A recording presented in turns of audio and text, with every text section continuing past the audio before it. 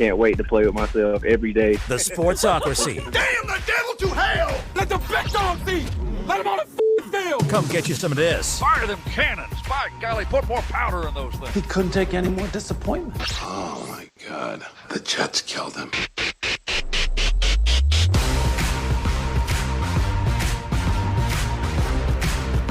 And welcome into the Sportsocracy. This is ESPN Asheville.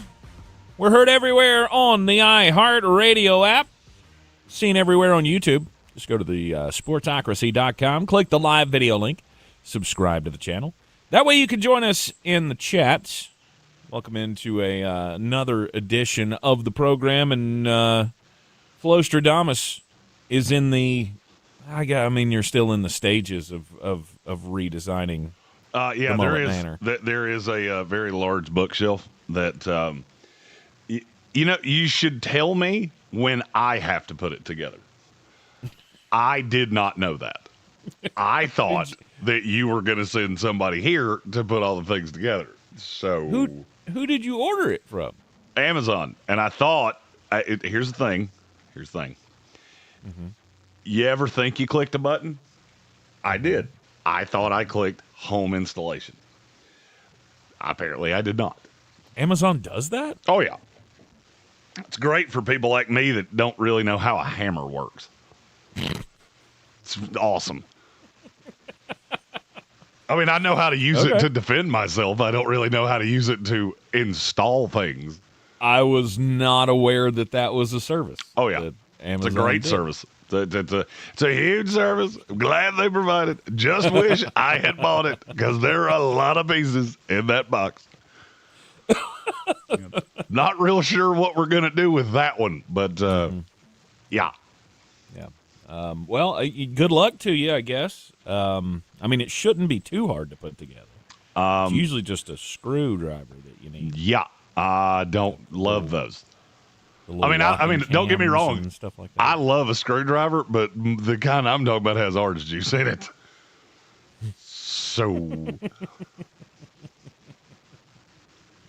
Well, welcome into the Sportsocracy. We get to see how the other half lives. I want you to not only deliver me a bookshelf, but put it together for me as well. Hey, look, not all of us were taught how to do mechanical things, okay? My father was a contractor, yes. I know that you have, you have bad memories of holding flashlights for your dad. And getting yelled at for holding it wrong. That was the 2 speeds I had. Sure. We all went through that as a kid. But at some point, you would think you'd learn something. Well, here's the thing. God made me a big damn princess, and I don't like to get yelled at. So the first time you yell at me, I go, you know what? I don't want to do this.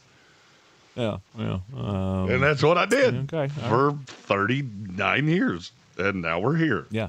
And now do you have a drill? You have an electric drill? Yeah. Somewhere? I know Amy bought one at some point. Yeah.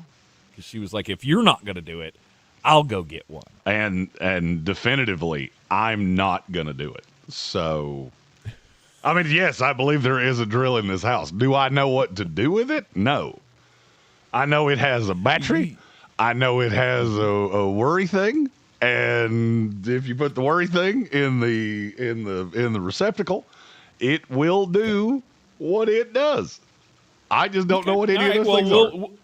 Well, maybe we can get you some help. Anybody want to contact Jeremy to help him put together his bookshelf since he is no, set the stage. Set the stage for unwilling. What it is. Set the stage for what it is. Does anybody want to build this damn bookshelf? Because I don't want to. That's what this is. Because me helping you will be just bringing cold alcoholic beverages off the bar. Which is fine. There are some handy people out in the audience, I'm sure, that would love nothing more than to put your bookshelf together for a couple of cold ones. That is well on the table, and probably save you more in beer than it would have cost you to have the installation fee, whatever that is. Oh, I don't. They charge by the hour when you do that. I'm sure they do. I don't care. I don't care what it is. Whatever it costs. See, because here's the thing. Whatever it takes. Yeah. So the 14 hours it's going to take me to do this. And yes, I get it. A normal person could probably do it in 2. I'm not that person. My 14 hours has a value. Is it greater than or less than the amount you will charge me to send someone here to fix it? First off, awesome. Hope to see you when you get here. Stephen Tao says he's coming home for 4th of July. So if you can wait till then, he'll do it for you. I think business manager Megan and hot wife Amy will both actually stab me if I wait that long. Because first of all, the box is laying directly in the path to our patio because my office is off the patio. I think this has until about the end of the day to either be installed or thrown off said patio.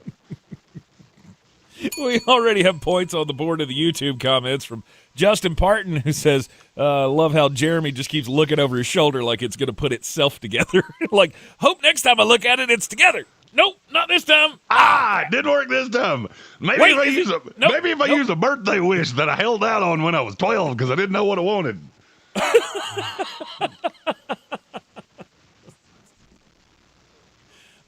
Could happen. You never know. Anybody want to go help Jeremy after the show? Because I'm not going to. So, look, I assembled the sound panels back behind me. That's about the extent of what I can do. And do you know what that required? I was going to say. Putting them together like Legos and then sticking it on the wall. Mm-hmm. And I have to. Like one big strip of adhesive that you had to put up there, or was it? No, I had to pull off like 16 adhesive strips. It was It was a trying morning. It was an atrocity, is what you're saying. For sure. Just how dare we make you put your little fingers to work? Good night. And I only screwed up 2 of them. I pulled the adhesive off 2 of them, which was not awesome. Okay. Well, today we start our two-a-days. Let's give him something he can actually pull football. off here. I'm good at that. Let's football because I don't know how to do this. Yeah, football analysis. We'll start the two-a-days today.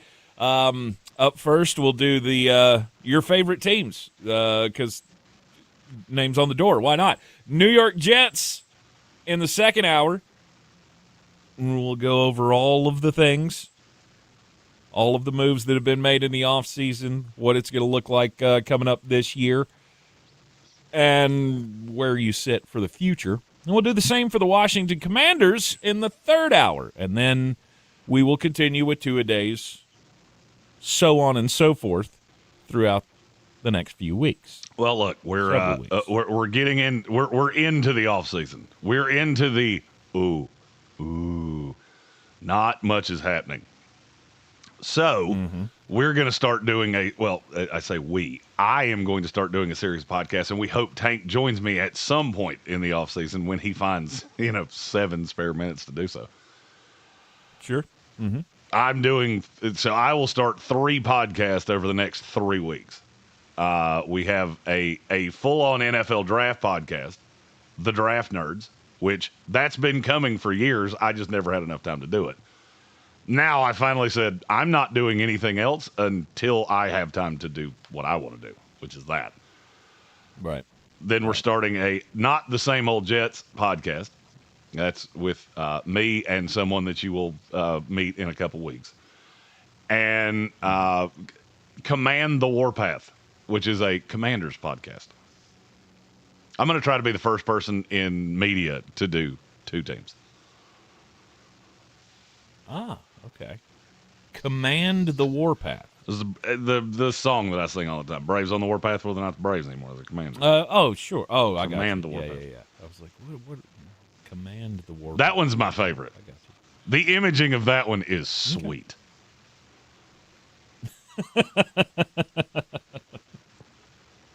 That's cool. All right, some more. Do we have an entertainment wing of the Sportsocracy? Sure. Because me and my wife have spitballed doing a podcast together. where we just I'm in. where we just do TV shows. We'll just talk about what we watch on television and how basically Hollywood is ruining television. I think it'd be hilarious. All right, you because some say of the that discussions that we get in Hollywood's ruining television. I need you to elaborate on that. What do you mean Hollywood's ruining television? It's basically it's basically based on the entire idea of they screw up every good thing they ever do. Like you watch a show and it's awesome, and then they just give up and they go, oh well, we're fine. 911. Like do what? 911. They killed off Bobby, and now I'm like, I don't care if all of you die. Frankly, I'm hoping all of you die. Yeah. Because if you all die, this show has to end because there's nobody else to talk. Certain shows that inject their politics of the writers into the shows. It gets to a point where it's just too much. You had a good thing going, but and every show will be different. We'll do some episodes where we talk about discovering new shows. Like we just watched the first episode last night of Gary, which is the spinoff of The Bear, it's the prequel story of The Bear's brother, the Punisher. I know. The guy that played the Punisher? I know every word you just said, and I didn't understand one thing you just said. What do you mean? You've watched The Bear? Nope. We told you to watch The Bear months ago. Yeah, I saw a bear. Still there was refuse. one in the neighborhood the other day. He's just walking out there. No. He's just dumping the around FX like cooking bears show do. with the Bruce Springsteen guy. I don't remember his name. I'm out. You know what? It's the same guy that played Bruce Springsteen. You might have had a chance until you saw it. They said that, and then I went, nope. Bruce Springsteen, the most overrated singer in the history of music. Well, it's not Bruce Springsteen. It's the guy who played Bruce Springsteen in the Bruce Springsteen movie that they did. Yeah, he accepted that role. It's the same guy. I don't like you by proxy. The fact that your agent brought that to you and you went, yes, I don't like you. Okay. Now we're not just going on. Well, I don't like this actor because of his politics. Now it's I don't like you because you played somebody that I don't. I don't like you because you liked Bruce Springsteen enough to go, I'm going to play him in a movie. I hate you already. No.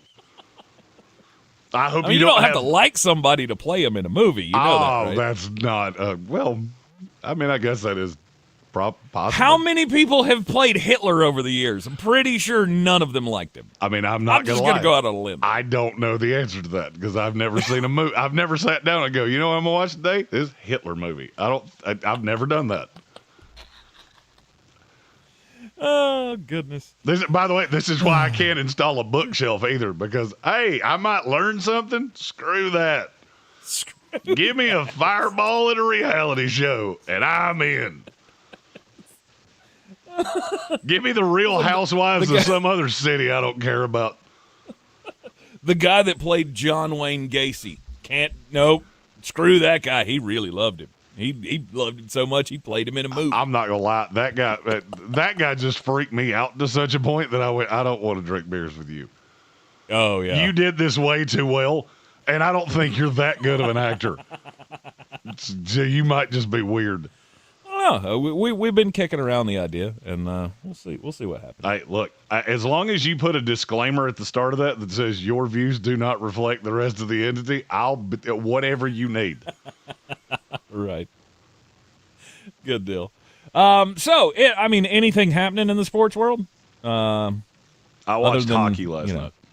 Did you really? I did. I'm not gonna lie to you. I'm getting into hockey, and I'm committed to. I really want to see the Avalanche and the Hurricanes in the finals, and if that happens, I'm gonna be super locked in and not know any. I'm gonna be like Bert Kreischer in Russia. I don't even understand what you're saying to me right now, but I am dialed in. All right. There was a penalty last night. I still don't understand what happened. They showed the replay like 9 times. I still don't know what he did wrong. Did he hit him with the stick or the skate? Nope. See, those I get. When you take the stick and you just whack somebody in the face with it, I get why that's a penalty. When you have a little struggle cuddle up against the boards, I don't know why that's a penalty. I can't, because they do that like 3,000 times a game. But every once in a while, it's a penalty, and I don't know why. Did you try to give him a rectal exam, and I didn't see that part? Because I don't know what you did. Did you touch him inappropriately? Did you touch him in the no-no zone? Because Can you if show you did me that, I on get why the- that's a penalty. Can you show me on the mascot where the other guy touched you? That's where we're at? Okay. I will say, watching well, hockey... I'm glad that you're able to get into hockey. Watching hockey with the sound off, as somebody that doesn't understand hockey at all, things just happen, and you go, but why? Why did that happen? Why is there that's a bad idea. Why is there no goalie in the net with 3 minutes to go? That feels like an aggressive strategy. Oh, you get an extra guy. I understand that. I'm well aware of that. You do that in the last minute. Doing it with 3 minutes to go feels a little bit like we already know we're screwed, so now we're just going to do it ourselves. Well, come on. I mean, it's a sport where, sometimes you don't score at all. So, I mean, I need every minute I can to come back, especially if you're down a couple of scores.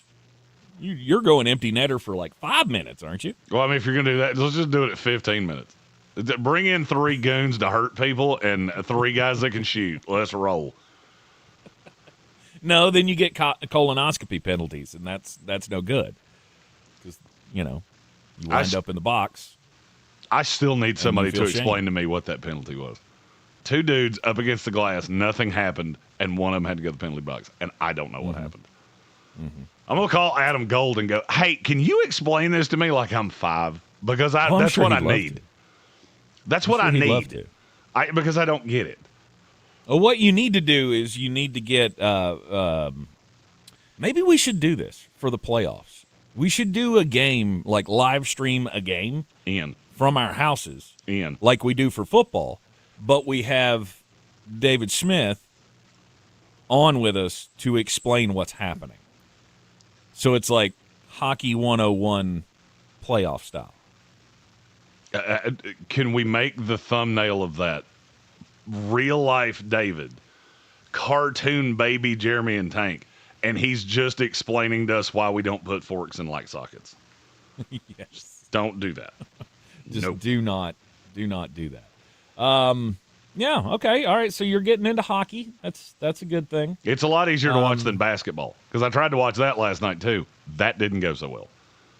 Well, I mean, were you watching when Jared Vanderbilt tore his finger off? I did, and I'm not gonna lie. And this is the morbidity of a former basketball player. I laughed quite hard. They teach you not to do that about the time you get tall enough or athletic enough to hit the backboard.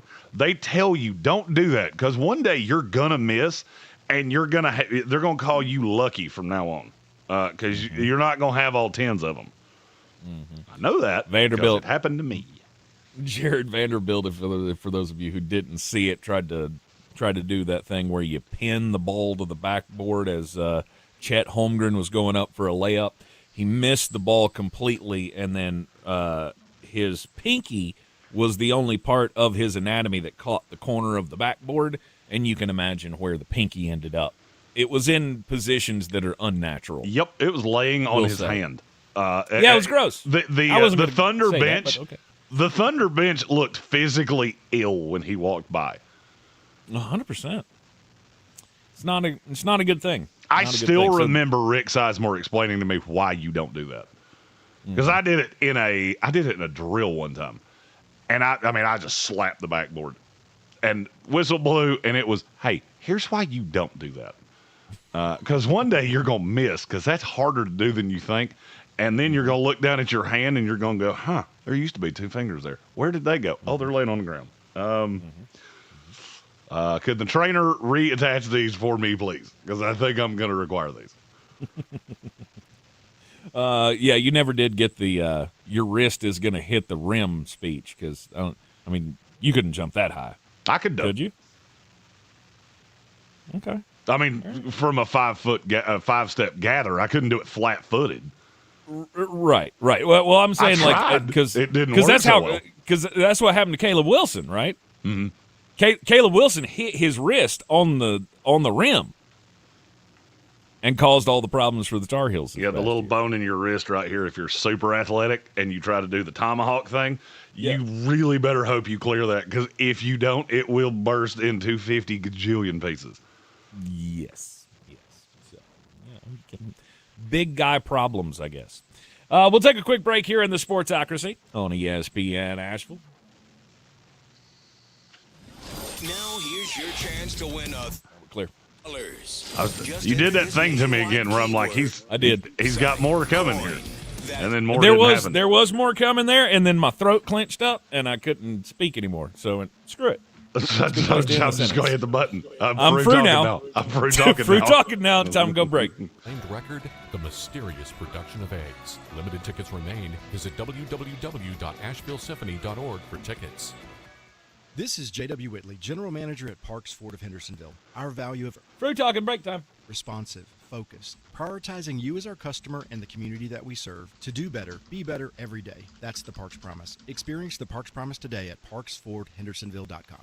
A win is a win. A win is a win. I don't care what y'all say. Yep, that's me, Clifford Taylor IV. And on my new podcast, The Clifford Show, I'm bringing you raw, unfiltered conversations with your favorite athletes, creators, and media personalities. Each week, we'll talk about sports, life, mental health, purpose, and even music. The Clifford Show is not just a conversation, it's a celebration. Search The Clifford Show on iHeart Radio, America's #1 podcast network, and the Webby Podcast Company of the Year. The free AutoZone Fix Finder service can help you troubleshoot the likely cause of your pesky check engine light for free and help you save time and money down the road. Restrictions apply. Get in the zone. AutoZone. Did you know about 1 in 3 people with plaque psoriasis may also develop psoriatic arthritis, which causes joint pain, stiffness, and swelling? Does this sound like you? Listen to what it sounds like to be 1,000,000 miles away. Tremfya guselkumab, taken by injection, is a prescription medicine for adults with moderate to severe plaque psoriasis who may benefit from taking injections or pills or phototherapy, and for adults with active psoriatic arthritis. Serious allergic reactions and increased risk of infections and liver problems may occur. Before treatment, your doctor should check you for infections and tuberculosis. Tell your doctor if you have an infection, flu-like symptoms, or if you need a vaccine. Imagine being 1,000,000 miles away. Explore what's possible. Ask your doctor about Tremfya. Visit tremfya.com or call 1-800-526-7736. Spring is in the air, and Alev's long-lasting pain relief is here to keep you moving. The days are longer, and the flowers are blooming. Whether it's gardening, yard work, or just spending more time outdoors, spring has a way of getting us moving despite any body pain. That's where Aleve can keep you going. With just one dose, Aleve gives you long-lasting body pain relief for up to 12 hours. From sunup to sundown, Aleve's got your back. Try Aleve. Use as directed for minor aches and pains. This is ESPN Asheville, Asheville's #1 sports station. Coming up the middle on a blitz. He throws to the end zone. Touchdown. Beer City's Tar Heel station. Off the back. Iron Wilson comes soaring in to dunk it home. Home of the Sportsocracy. He said, Kyle Shanahan asked, why isn't tic-tac-toe named Hugs and Kisses? That's all Tech's going to call it. Live from the Ingalls studio, weekdays at noon, ESPN Asheville.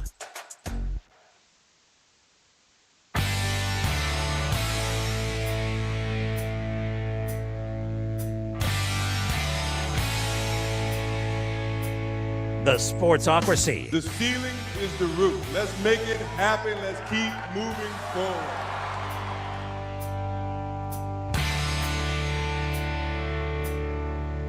Back in the Sportsocracy, it is ESPN Asheville off-season for the NFL, off-season for college football. The only thing really worth talking about is, well, the refs have a deal coming, apparently. There's going to be a new CBA voted on tomorrow from the NFL Referees Association. Yay. Which nobody's saying boo about what's in it, and part of me believes that's not just a negotiating thing. That's because there's nothing in it for the referees. I mean, I'm hoping there's not. I'm hoping the NFL stood back and went, You know we don't need you, right? I mean, that's why we passed all of these rules of, we'll have more sky judge activity, and we'll do all of these things to help out the replacement refs, and we'll start the referee university or whatever it is, start recruiting all of the best college referees. That ball went pretty quickly down that path, and I just have I don't know. Do I have too high hopes for the league, or do you think that the league will fulfill my wants here? Anytime you're expecting referees to get anything, I think you're probably not going to get what you want. But I don't know that. I'm just right. I'm reading the tea leaves. Mm-hmm. Mm-hmm. Anyway, that CBA is going to be voted on tomorrow night. I have not been able to dig into this into this story. I just pulled this up before the show started here, but apparently Gio Lopez is telling all about what it's like to play at North Carolina under Bill Belichick. Not fun. No. Let me take some stabs at it, and having not read it even an iota. His girlfriend's around a lot. She's not fun at parties. Mm-hmm. Bill's not the most fun person to talk to, and I'm really glad I'm not there anymore. Close? Yeah, kind of. He's a hard coach to play for, because if you don't do it exactly the way he wants it, you get ridiculed in front of everybody, which that's pretty tough to take for a college kid, especially when you're, because at this point you're still like developing the love for the game, right? I get that you're being paid and you got contracts and all that. I'm not saying you don't need to live up to your contracts and play well and shouldn't be expected to do well. I'm just saying getting called out and ridiculed in front of the team when you're, not grasping it, it's probably not the best thing to do. I would agree with that. It works in the NFL. It doesn't work. And that was a risk we knew was there with Bill. Oh, yeah. And Gio says by the end of the season, with all of the losing and all of the ridicule that he was facing, he was starting to lose his love for football. And so that's why he ended up transferring and going to Wake Forest. He was very good at it. So there is that. Well, because if you are being paid to be the quarterback of a program, you're going to be expected to be good, and the fans are not going to let you off easy.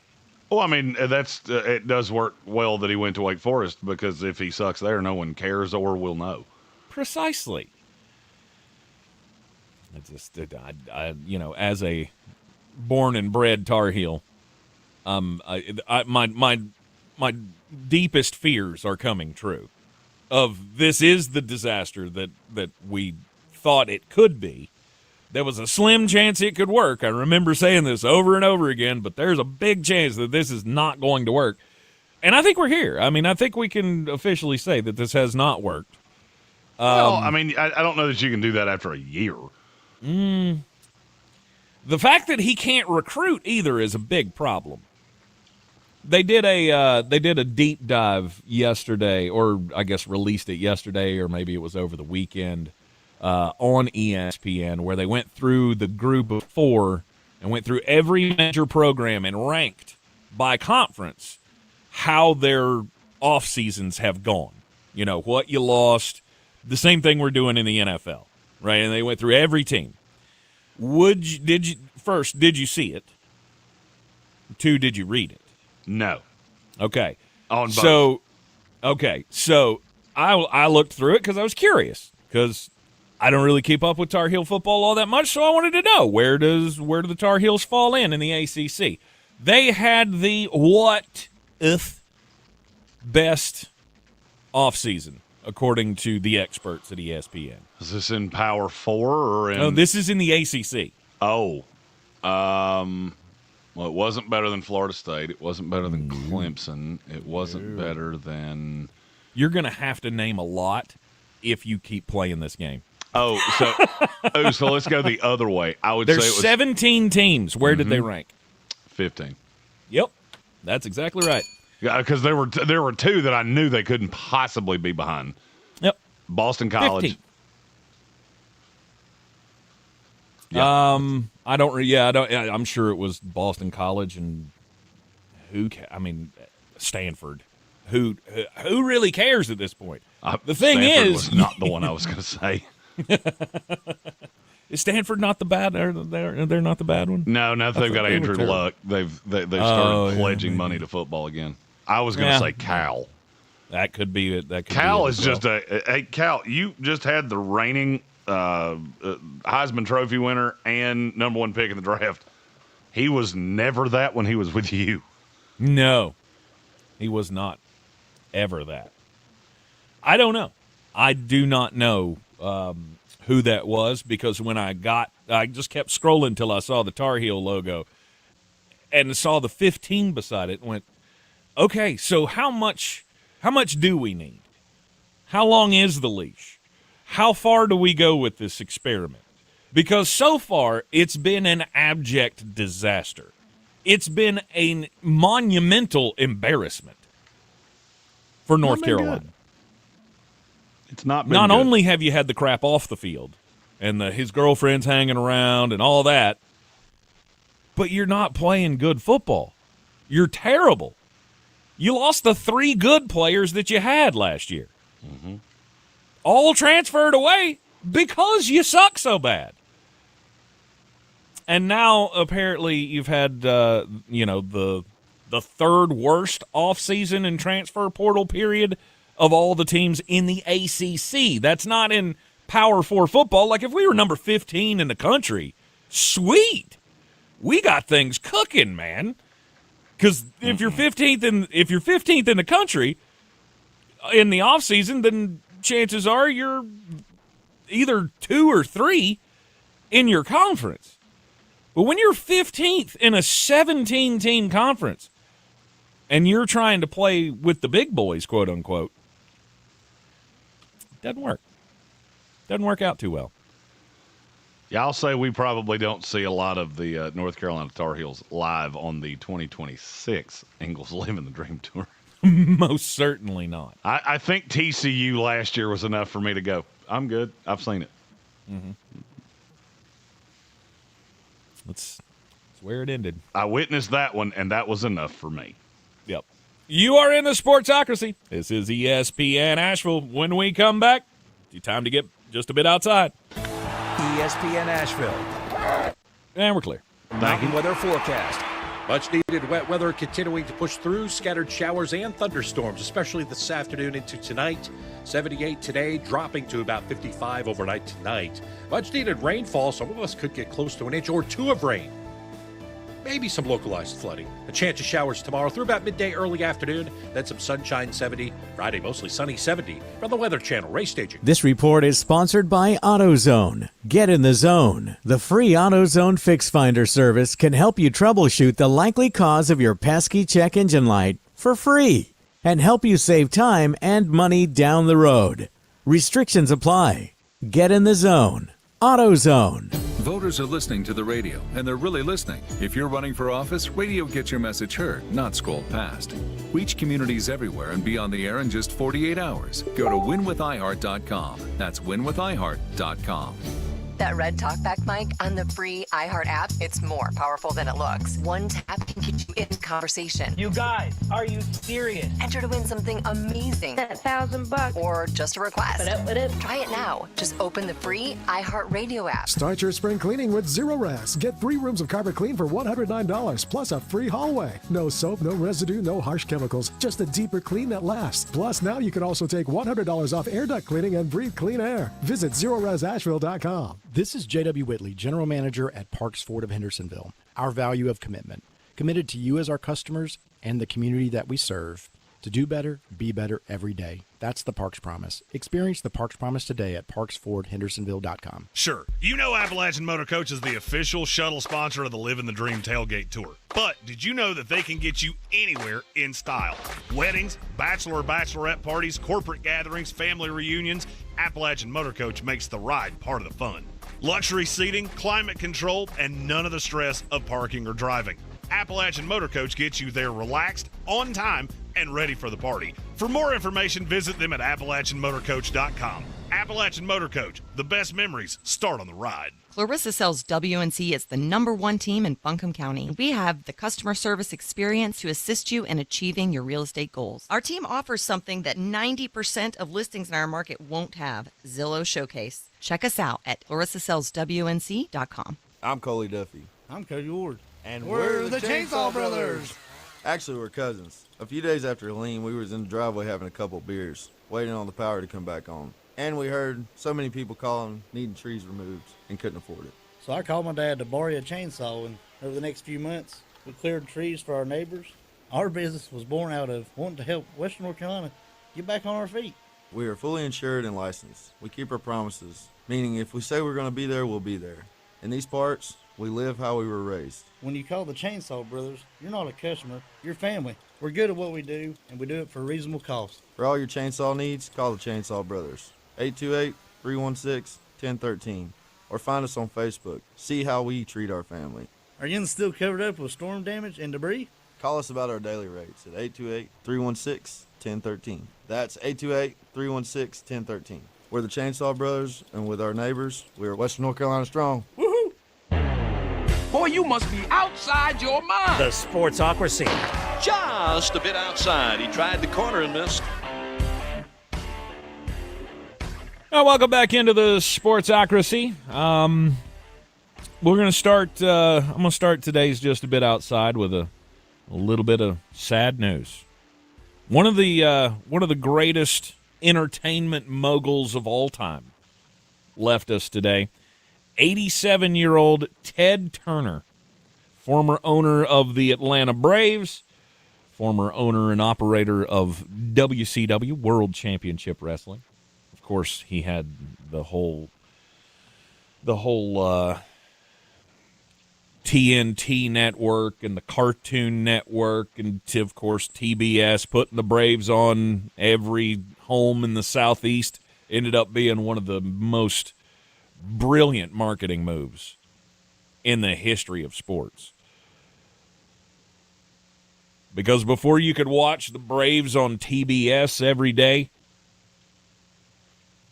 I wasn't around for it, so I'm not sure how widespread the love for the Braves was. But, of course, it was not anywhere close to what Ted Turner turned that thing into by giving them the Superstation. He is one of those close to, if not on the Mount Rushmore of broadcasting history. Not as a presenter, but as somebody who, made a regional product a national brand on several occasions. Plus, one of the only people to ever go toe-to-toe with Vince McMahon and win. I mean, thanks to Eric Bischoff.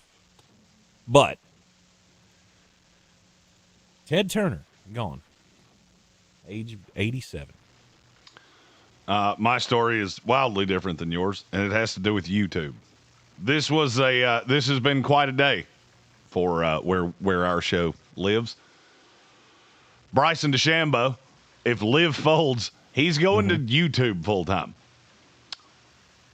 Oh, okay. I did not see that coming. I mean, I know he's done a lot of stuff on social media. I don't think I ever thought we would get to the point where Liv folds, and instead of going back to the PGA Tour, he's like, nope, just going to play the majors and do YouTube. That's shocking. I guess you don't need to. I mean, it'd probably help if you would play more than that, but I guess he plays on YouTube, doesn't he? He does. He does a lot of stuff on YouTube. But that's not even that's not even the story I'm going to tell here. I want to play a fun Mad Lib with Tank. Oh, goody. I don't think that what you fill in the blanks with can be as wild as the real answer. Pro Football Hall of Famer blank is starting a YouTube channel to cover blank. Ooh, that's fun. Terry Bradshaw is starting a YouTube channel to cover, I don't know, child rodeos. Okay, you went. That was a path to take. You're not right on either. Randy Moss is starting a YouTube channel to cover bass fishing. Oh, that's a choice. Chasing 10 with Randy Moss kicks off with the World Bass Enterprises has teamed with Randy Moss. He will be the official ambassador of the Bassmaster Elite Series and Major League Fishing's Bass Pro Tour. And they're doing a $3.25 million tournament in Hendersonville, Tennessee. I did not. I knew Randy Moss fished. Fishing's always been one of those things that I wish I enjoyed that. I don't, but I wish I did. You know, I did not. I did not have Randy Moss is the biggest hick on YouTube on my bingo card. Oh, Randy! First of all, you got to know where he's from. I know, but West Virginia. I'm saying like when he first came out, like I didn't know he was from West Virginia. I didn't know. I mean, I knew he went to Marshall. I just knew he was a faceless, really good football player. But over the years, to get to know, to learn more about him, and of course you hear him talk, and you go, well, that's one clue. And then he's been into NASCAR, and now he's doing bass fishing on YouTube. That seems strange to me. Just the fact that anyone would cover fish on YouTube is weird to me. But it's not my thing, so I get it. People think it's weird that we talk about football all the time on YouTube. So to each his own, I guess. I guess I just didn't see that. And like Gary said in the YouTube chat, he's been open and honest that he loves fishing. If I remember correctly, I think he actually gave an interview one time and he said he loves fishing more than he loves football. Okay. I just didn't see that coming. Is there a huge market to watch people bass fish? I guess. I don't know. I can't answer that. I can remember a time in my life where I had, maybe left it on the college game day too long or something, and bass fishing came on, or maybe I was watching the recap show on Sunday. I was about to say that would be the next day. I don't believe it ever got Saturday traction unless it was at 5 a.m. I was going to say like the night where, like the recap show at night, and then you leave it on and then bass fishing came on or whatever. But I can't ever remember watching it and going, oh my God, I can't wait to see what he gets next. You know what I bet it'll be? What? I bet it's a fish. Right. This is not like Fortnite where every once in a while you're going to throw a line out there and catch an AK-47. So no, fishing's one of those things I never understood why people do it. Although, if you really want to crank it up, let's throw some weapons out there to help you fish. Just get Bill Dance out there and, hey, I got the AK-47, and I'll bet you I'm going to win this tournament. These fish don't have a chance. Yeah. You're not getting me, so good luck with it, Randy. I hope many people do you like to fish? Watch your fishing. No, I don't understand fishing. Fish don't freak me. I don't have a problem with fish. Freak me out. I don't. Why? Because they're weird. Their eyes are on the side of their head. Sure. Yeah. I mean, they're weird looking things. Sure. They taste delicious. And not most of them. debatable. But see, I would hunt. I would fish for big things. Like I would love to catch a marlin or something like that. I just can't sit in a boat all day, and it's just not in my. I get bored too easily. Yeah, no. You go fishing to go drinking. Well, I can drink inside in an air-conditioned space and get just as drunk here and watch sports that actually mean something to me rather than sitting in the middle of a lake where if I get too drunk and I fall overboard, I could drown. I'm going to drown. I don't want to do that. Right. Like, that doesn't sound fun to me. I've been fishing a teetotal of 2 times in my life. I caught 1 fish, and I was good. The second time I went fishing was just to appease my brother-in-law and my wife because she wanted to go fishing with her brother. And we sat there bored to tears for a good 4 hours. Didn't see a fish one. Not one. And then I just decided, screw it, I'm going swimming. I don't care if y'all are trying to catch fish or not. Oh, yeah. Tank swimming off the boat is definitely ruining everybody's day of catching 100%. 100%.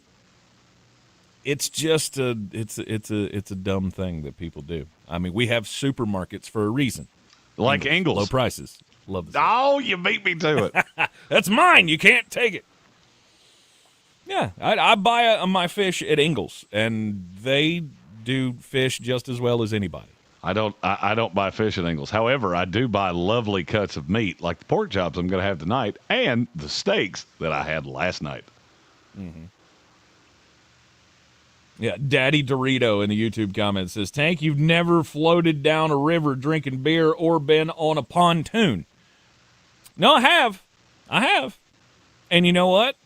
I thought at that moment I could be drinking this beer anywhere but here, and it'd be better. You also got to remember, Tank and I both have we have the complexion of many cheap apartments. Being outside never bothered me. Oh, I hate being outside. I hate outside. Why in the world, with all of the things that we have done to improve inside, would I go outside where there are, I don't know, bugs, heat, no air conditioning, things that will bite me? I'm good on all of that. I will go 4 and 5 days without ever stepping outside. Yeah.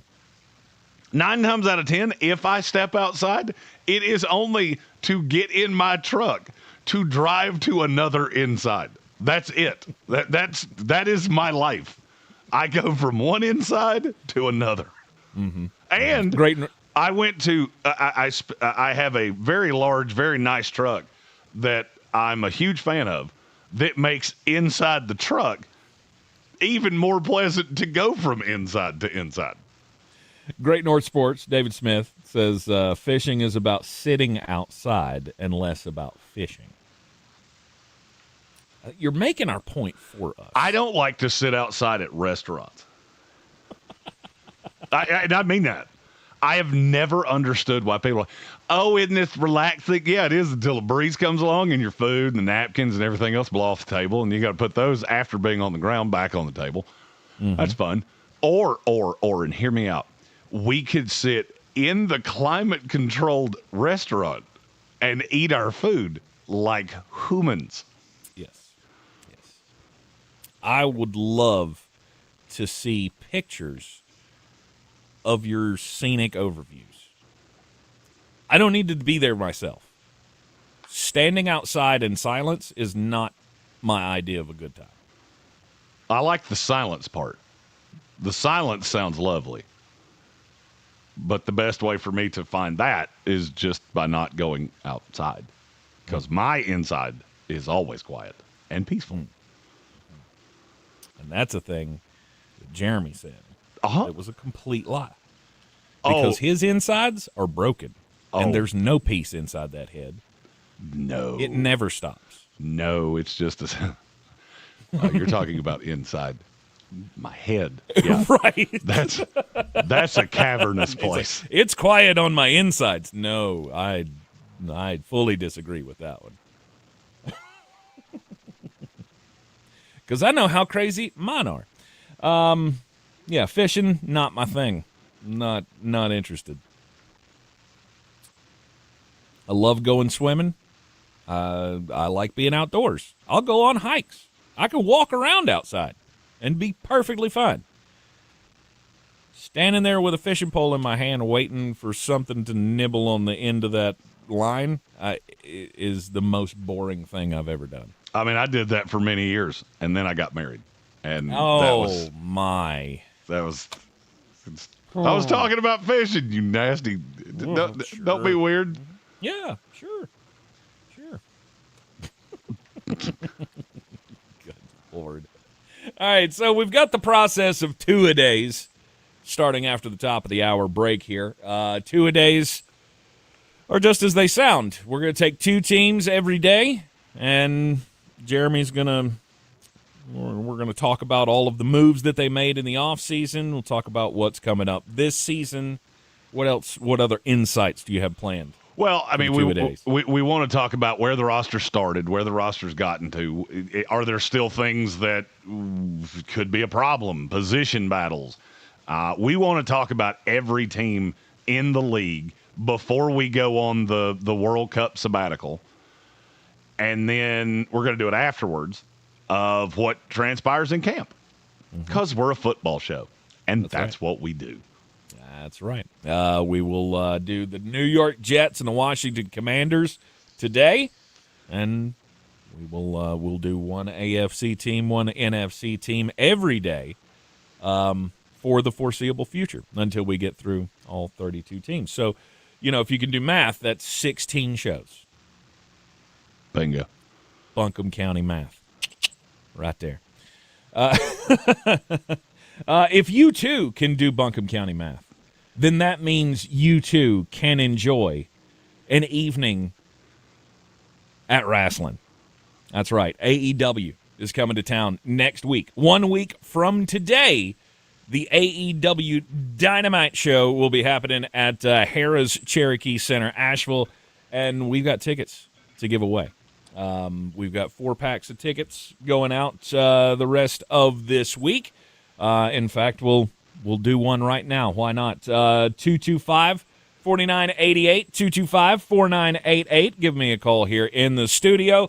If you want to go check out AEW, you got a family 4-pack of tickets. Who knows who's going to be here? We do know we are going to see the return of FTR, the AEW Tag Team Champions, Dax and Cash, hailing from Asheville, North Carolina, will be making their return, along with, who knows, after tonight, they could have a new world champion. Could still be Darby Allin. We don't know. AEW's got a show coming up tonight in Charleston, where there's going to be a title match happening. So, who knows? Card subject to change, although I can't tell you what's on the card. So, if it changes, I wasn't wrong. 100%. If it changes, we won't know because we don't know it. I do have a question, though. Yes. What do you think we would have to do for Dax and Cash to allow you and I to do a social media tag team match against them where I pull the $1 Million Man and just tag you in and then run away? I don't like that idea. I love that idea. That's not fun. I told Amy last night my goal in life is to get them to hit their finisher on me. And I showed her the finisher, and she went, "You'll die." Well, yep. No, I won't. No, I won't. I'll be fine. You ain't as spry as you used to be. I'm still pretty spry. I mean, for a big old princess, I'm still a spry guy. All right, he's a little fat for a spry guy. That's the next Offspring album. Hey, you know this. I am, for a fat dude, I am the bendiest fat dude you've ever seen in your life. Our social media manager found that at the hard way at a gas station in the middle of nowhere. How much of that do you recall? Explain that. Oh, do you not remember the little toe touches that she was like, "Look, I can do this." I went, "Oh, I'm fat and I can too." Yeah. I do remember that. Yeah, that wound up in a reel, I think. Yeah, I'm pretty sure it did. We'll take the break here. When we come back, we will start two-a-days. First up, the New York Football Jets. ESPN Asheville. And we're clear. Gary Burke said they'll finish him. Every Sunday, 8 to 9 a.m. here on ESPN Asheville, where we bring sports and faith together. The Dan Scott Show, 8 a.m. Sundays on ESPN Asheville. Progressive knows that boat days can come with unexpected problems. Oh, no, I dropped my lip balm in the water. I can't think of anything worse than the looming threat of potentially having chapped lips. It was ginger vanilla, too, my favorite flavor.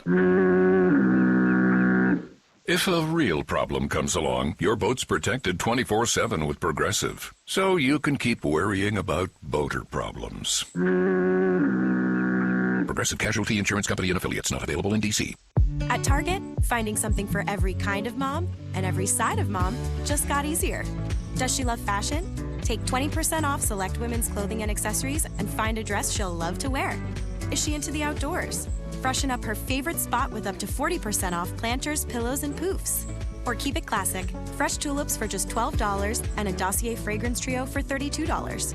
Whatever mom is into, we've got it. Celebrate mom her way, only at Target.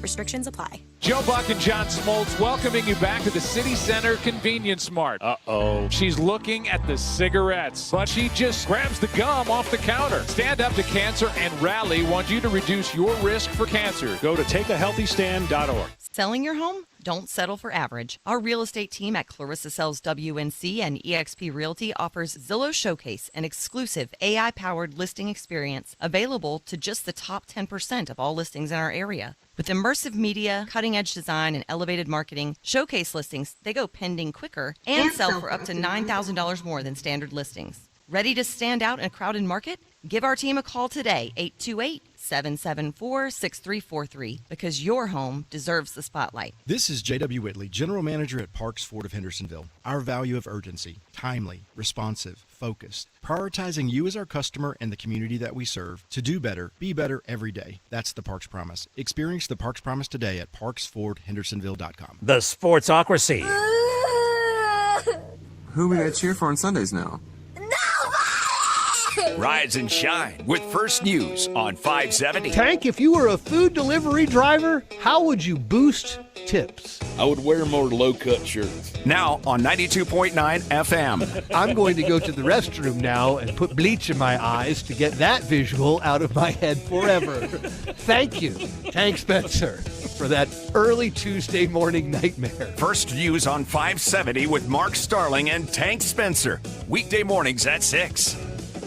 If you're putting off or ignoring an IRS problem, it won't go away. In fact, it can make things worse. Penalties grow, interest adds up, and the IRS can take action, like garnishing your wages or freezing your bank accounts. The truth is, many people dealing with IRS issues don't even realize they have options. Here's the good news. If you owe back taxes, have unfiled returns, or you're facing an audit, you may qualify for programs that can reduce what you owe, sometimes significantly. But timing matters. The longer you wait, the fewer options you may have, and the more aggressive the IRS can become. That's where Republic Tax Relief can help. They work with the IRS every day, and they know how to stop collections and resolve cases quickly. Republic Tax Relief is veteran-owned, experienced, and A+ rated by the Better Business Bureau. Your first call is completely free, so don't wait. Call Republic Tax Relief today at 800-440-8490. That's 800-440-8490. Or visit republictaxrelief.com.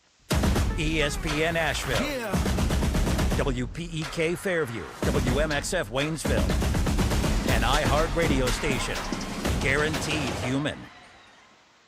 The Sportsocracy. It fires me up, man. I love it. Say it one more time. The Sportsocracy. Shake it back! Beer City's best sports talk. It is gross. Just earlier. They are mature, actually. You just have to get to know them better. Your lunchtime dose of dumbassery.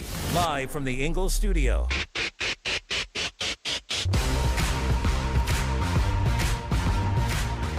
It is ESPN Asheville. This is the Sportsocracy, and we are coming to you live. You check us out on the iHeart Radio app everywhere you go, or you can watch us on YouTube, just like Bryson DeChambeau or Randy Moss catching fish. or any other thing.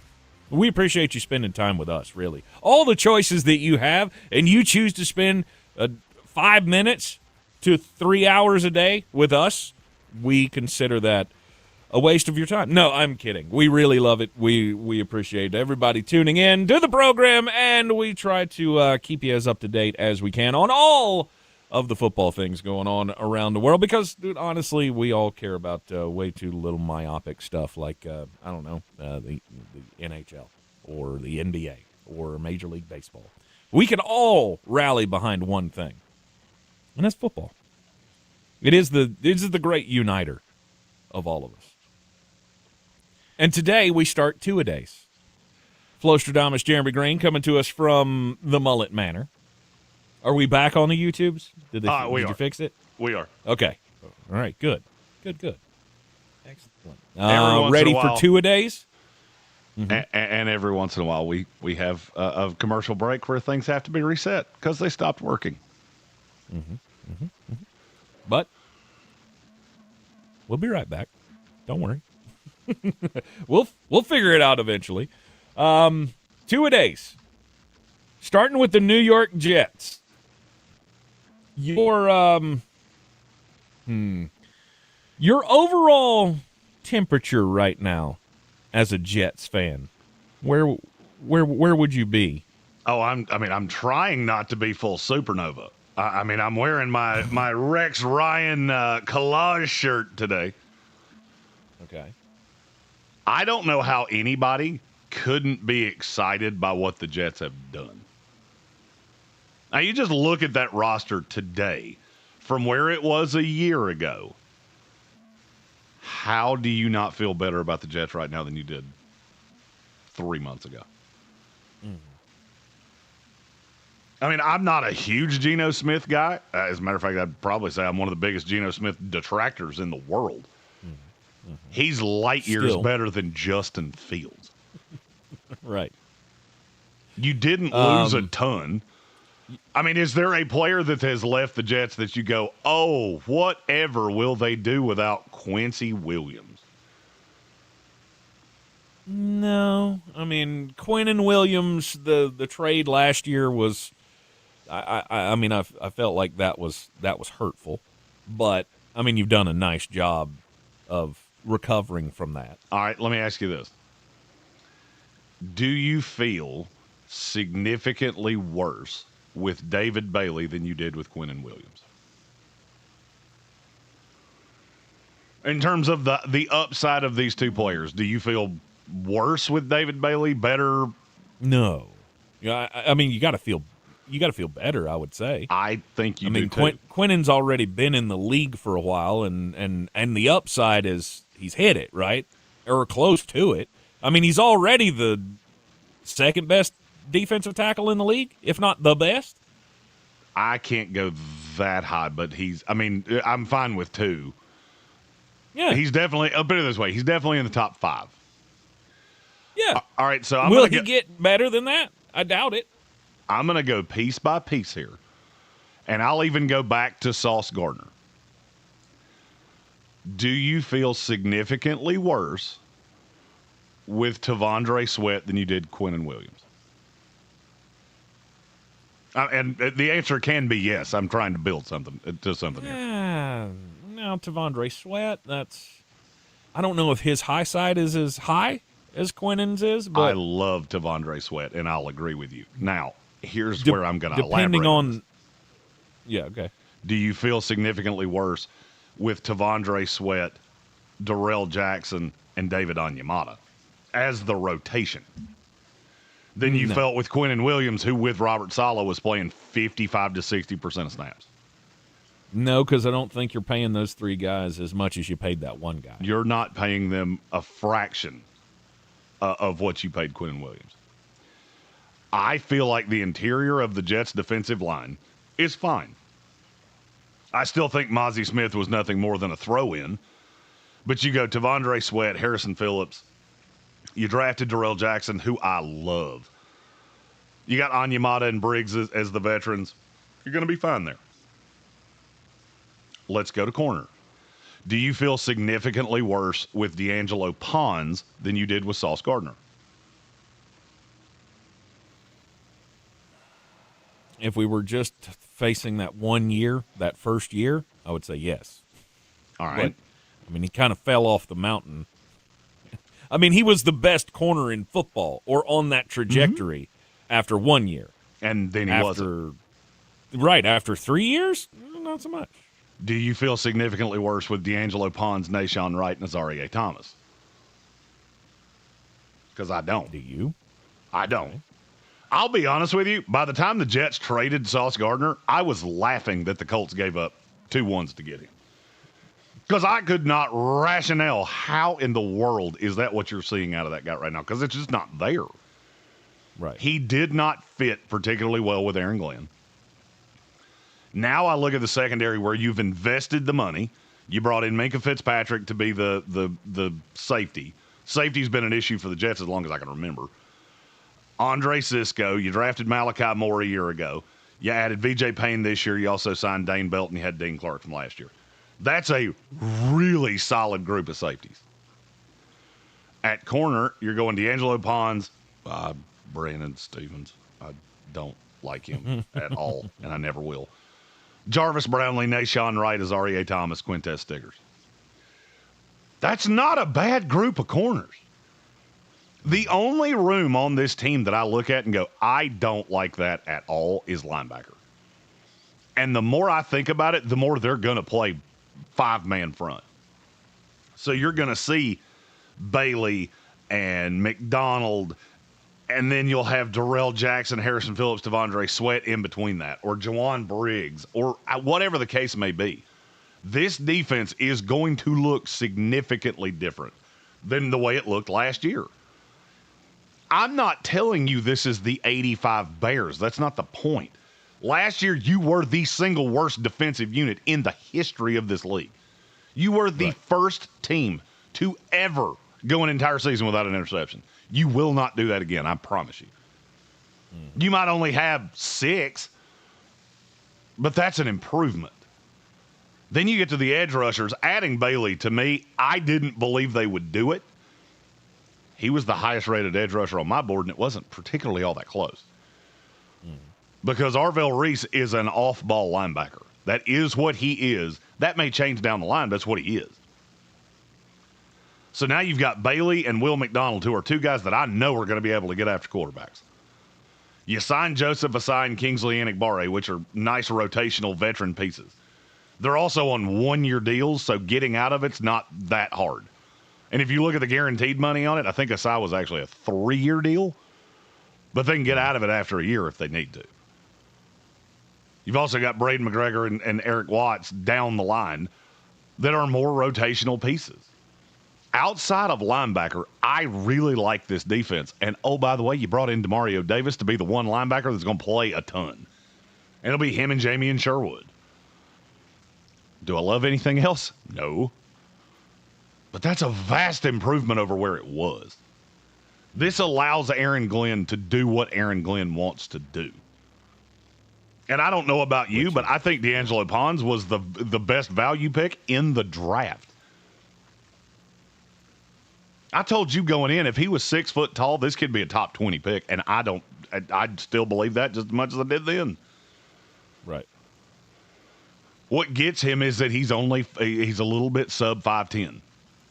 But in terms of coverage, I don't know if you saw this, but the Jets asked every wide receiver or tight end that they talked to through the process, who was the best cornerback you played against? You know what the commonality was? Every single one of them that played against D'Angelo Pons said D'Angelo Pons. Mm-hmm. Kenyon Sadiq said D'Angelo Pons. That speaks volumes. Yeah. And so now you've got a defensive coach who has the ability to do what it is he was brought here to do. Look, I never thought Aaron Glenn was a great defensive coordinator. If you look back at those defenses he had in Detroit, they were never great. They were serviceable. Mm-hmm. I think he's a smart guy. I think players like him. And he's going to get this defense to play for him because now you have the bullets in the gun. You took two great pieces. And I think Quentin Williams was a great piece.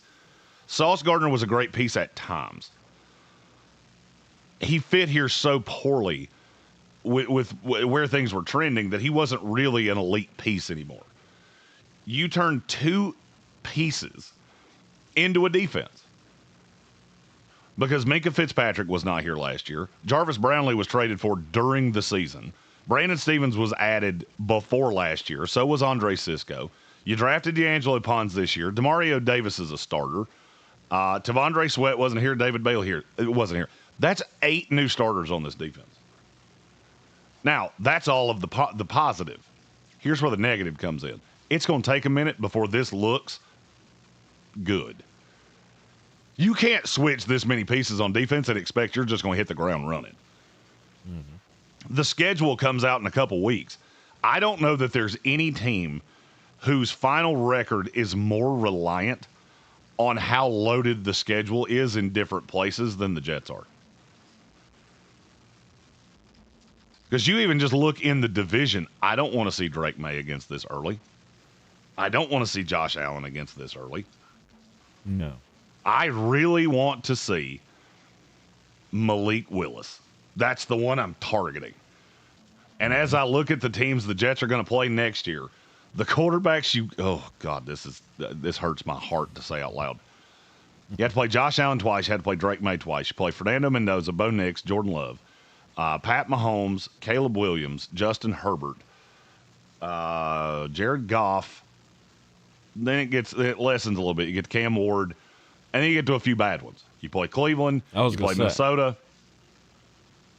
If I see Cleveland, Minnesota, Arizona, Miami, if I see those early and I can fix this defense and get everything set up as I'm going against those quarterbacks, I actually feel good that the Jets could win 6 or 7 games next year. Conversely, if I see them late, I still think you'll beat them. But you may be 2-10 by the time you get to them if you front load this with a Josh Allen early, a Bo Nix early, a Jordan Love, a Pat Mahomes. I don't want to see those guys early in the season. I don't want to see them at all, but I certainly don't want to see it while I'm still figuring out how this is going to look. Well, I mean, the Jets, you're gifted 2 wins already because you play the Dolphins twice. After that, there's an opportunity for you to pick up some wins. Raiders and the Browns and the Titans, the Cardinals. I think I'm about done. Maybe throw the Vikings in there. They would probably be next on that list. Look, everywhere else, follow the plan and get crushed. Oh, absolutely. I don't want to be good next year. Here's defensively for the Jets. If you can get this to a point where a year from now, as you have 3 first-round picks in the single most loaded draft of my lifetime, if you walk out of this and go, I've got a defensive tackle for the future in Tavondre Sweat. I've got his running mate for the future in Darrell Jackson. The veterans, they're kind of interchangeable pieces because most of them are right at that swing spot of 28 to 30 where they can be rotational pieces. We can replace them. It's kind of 6 one way, half dozen the other. I want Bailey and McDonald, who they just picked up the 5th-year option on. I want to be able to look at those guys and go, that's the 2 pass rushers that are going to get after quarterbacks for me for the long haul. I want to use Demario Davis as the linebacker to see do you have anything in Kiko Maui-Noa? Do you have anything in Kobe King? Do you have anything in Mikael Walker? Do I have anything there? If I don't, I'm going to target one next year. And I got news for you. There are a handful of them in that class next year. And then I want to look at the secondary and go, is Minkah going to be here for the long haul? Is he the deep safety, the hybrid piece, the guy that can do everything? Or is he going to keep bouncing around the league like a ping pong ball? Is D'Angelo Pons a dude? Is Azareye'h Thomas a dude? Is Nashawn Wright a dude? Because I can see a path that that's your secondary for the next 2 to 3 years. Nashawn winds up on the outside. Azareye'h probably ends up I'll say he ends up on the outside and Pons plays in the slot. That's a secondary that if all those things hit, it can go really well. Mm-hmm. If it doesn't hit, then you're going to be looking to make some additions next year. But as a defense, I have all the bullets in the gun that if we hit, we're in great shape. If we don't, we have the assets to fix it a year from now. Exactly. The things like signing Nashawn Wright, who's a guy that you have been critical of. No, I was critical of the deal I thought he was going to get. Sure. Yeah. But the league what did I'm not saying get is catfished by him. Right. You got him at a good deal where if he turns in 5 interceptions, he's paid for himself 3 times over. No doubt. If he has another year with the Jets the way he just had with the Bears, that kid's going to get I'll go 4-year, 3-year, $60 million deal. I mean, because he'll be 28 years old by week 3 of this year. So he's still got one bite at the apple if he can have another season like he did last year. The problem is the season he had last year is basically his high water mark. He had 5 picks last year. He has 6 in his life. I don't know exactly what you're getting. But if it works, then it was great. If it doesn't, then Azaria Thomas and Brandon Stevens and D'Angelo Pons are the shots I'm going to take here. Mm-hmm. But you have a lot of options defensively. Then we get to the other side of the ball. And we got to take a commercial break. Mm-hmm. But the offense bit of a different story. You're going to call me a homer, and I'm fine with that. Mm-hmm. I don't look at the offense the same way everybody else does. All right, we'll talk about it up next here on the Sportsocracy. It is Two-A-Days, New York Jets. We got the Washington Commanders Two-A-Days segment coming up in the next hour. Talk about the Jets offense next. Now here's your chance to clear. Thank dollars. You. Just enter this nationwide keyword on our website. Media. That's media. Enter it now. Log on to ESPNAVL.com to play, and good luck. All children deserve to feel safe and loved. Foster and adoptive parents are greatly needed in and around Henderson County for children 10 to 17. Your connection matters. Share this information to help us increase awareness in the community. Learn more about fostering, adoption, and other ways to support, like providing meals and birthday boxes or hosting a parents' night out. Make a difference in a child's life. Visit WNCHomes4Kids.com. WNCHomes4Kids.com. This is J.W. Whitley, General Manager at Parks Ford of Hendersonville. Our value of urgency, timely, responsive, focused, prioritizing you as our customer and the community that we serve to do better, be better every day. That's the Parks Promise. Experience the Parks Promise today at parksfordhendersonville.com. Class of 2026, it's your year. Celebrate the music that fueled late night crams, hallway hangs, and every unforgettable moment with iHeartRadio's Ultimate Class of 2026 playlist. The soundtrack to your senior year and beyond.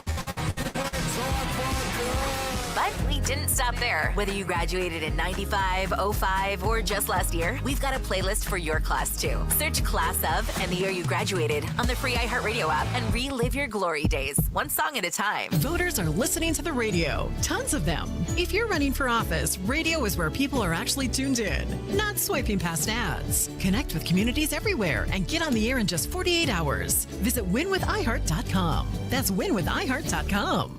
Is your home ready for the heat? Now's the time to upgrade with Renewal by Andersen. Save $300 per window and $825 per door, plus 5% off your full order. Enjoy a cooler, more comfortable home and lower energy costs. Don't wait. Visit renewalbyandersen.com. Hey, John, why so glum? I just got let go. The company's downsizing. This is the 3rd time in the last 2 years. I'm done with this. Have you thought about My Computer Career? I've heard they can train you for a career in IT in just a few months, including cybersecurity and the basics of AI. And you don't need prior training or experience. Now that's a recession-resistant career. Wow, thanks. I'll check them out. Go to mycomputercareer.edu and take the free career evaluation. mycomputercareer.edu, an Elite CompTIA certification partner. Financial aid is available to those who qualify, including VA benefits. Champions don't disappear. They reload. And the 2026 Atlanta Braves are ready. Chopping toward another playoff run. The Mountains home for Braves baseball, ESPN Asheville. Brought to you by Parks Ford of Hendersonville. Selling your home? Don't settle for average. Our real estate team at Clarissa Sells WNC and eXp Realty offers Zillow Showcase, an exclusive AI-powered listing experience available to just the top 10% of all listings in our area. With immersive media, cutting-edge design, and elevated marketing, Showcase listings, they go pending quicker and sell for up to $9,000 more than standard listings. Ready to stand out in a crowded market? Give our team a call today, 828-774-6343, because your home deserves the spotlight. Do better, be better every day. That's the Parks Promise. Our mission, to improve lives with every interaction. This is JW, General Manager at Parks Ford Hendersonville. Experience the Parks Promise today at parksfordhendersonville.com. That's parksfordhendersonville.com.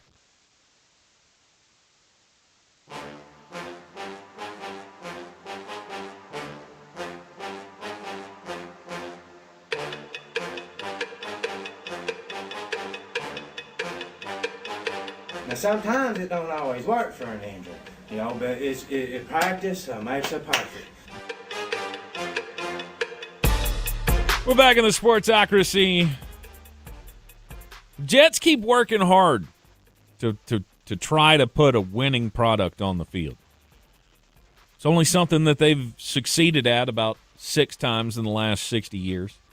So when Jeremy has reason to celebrate, reason to be hopeful, I try to be supportive.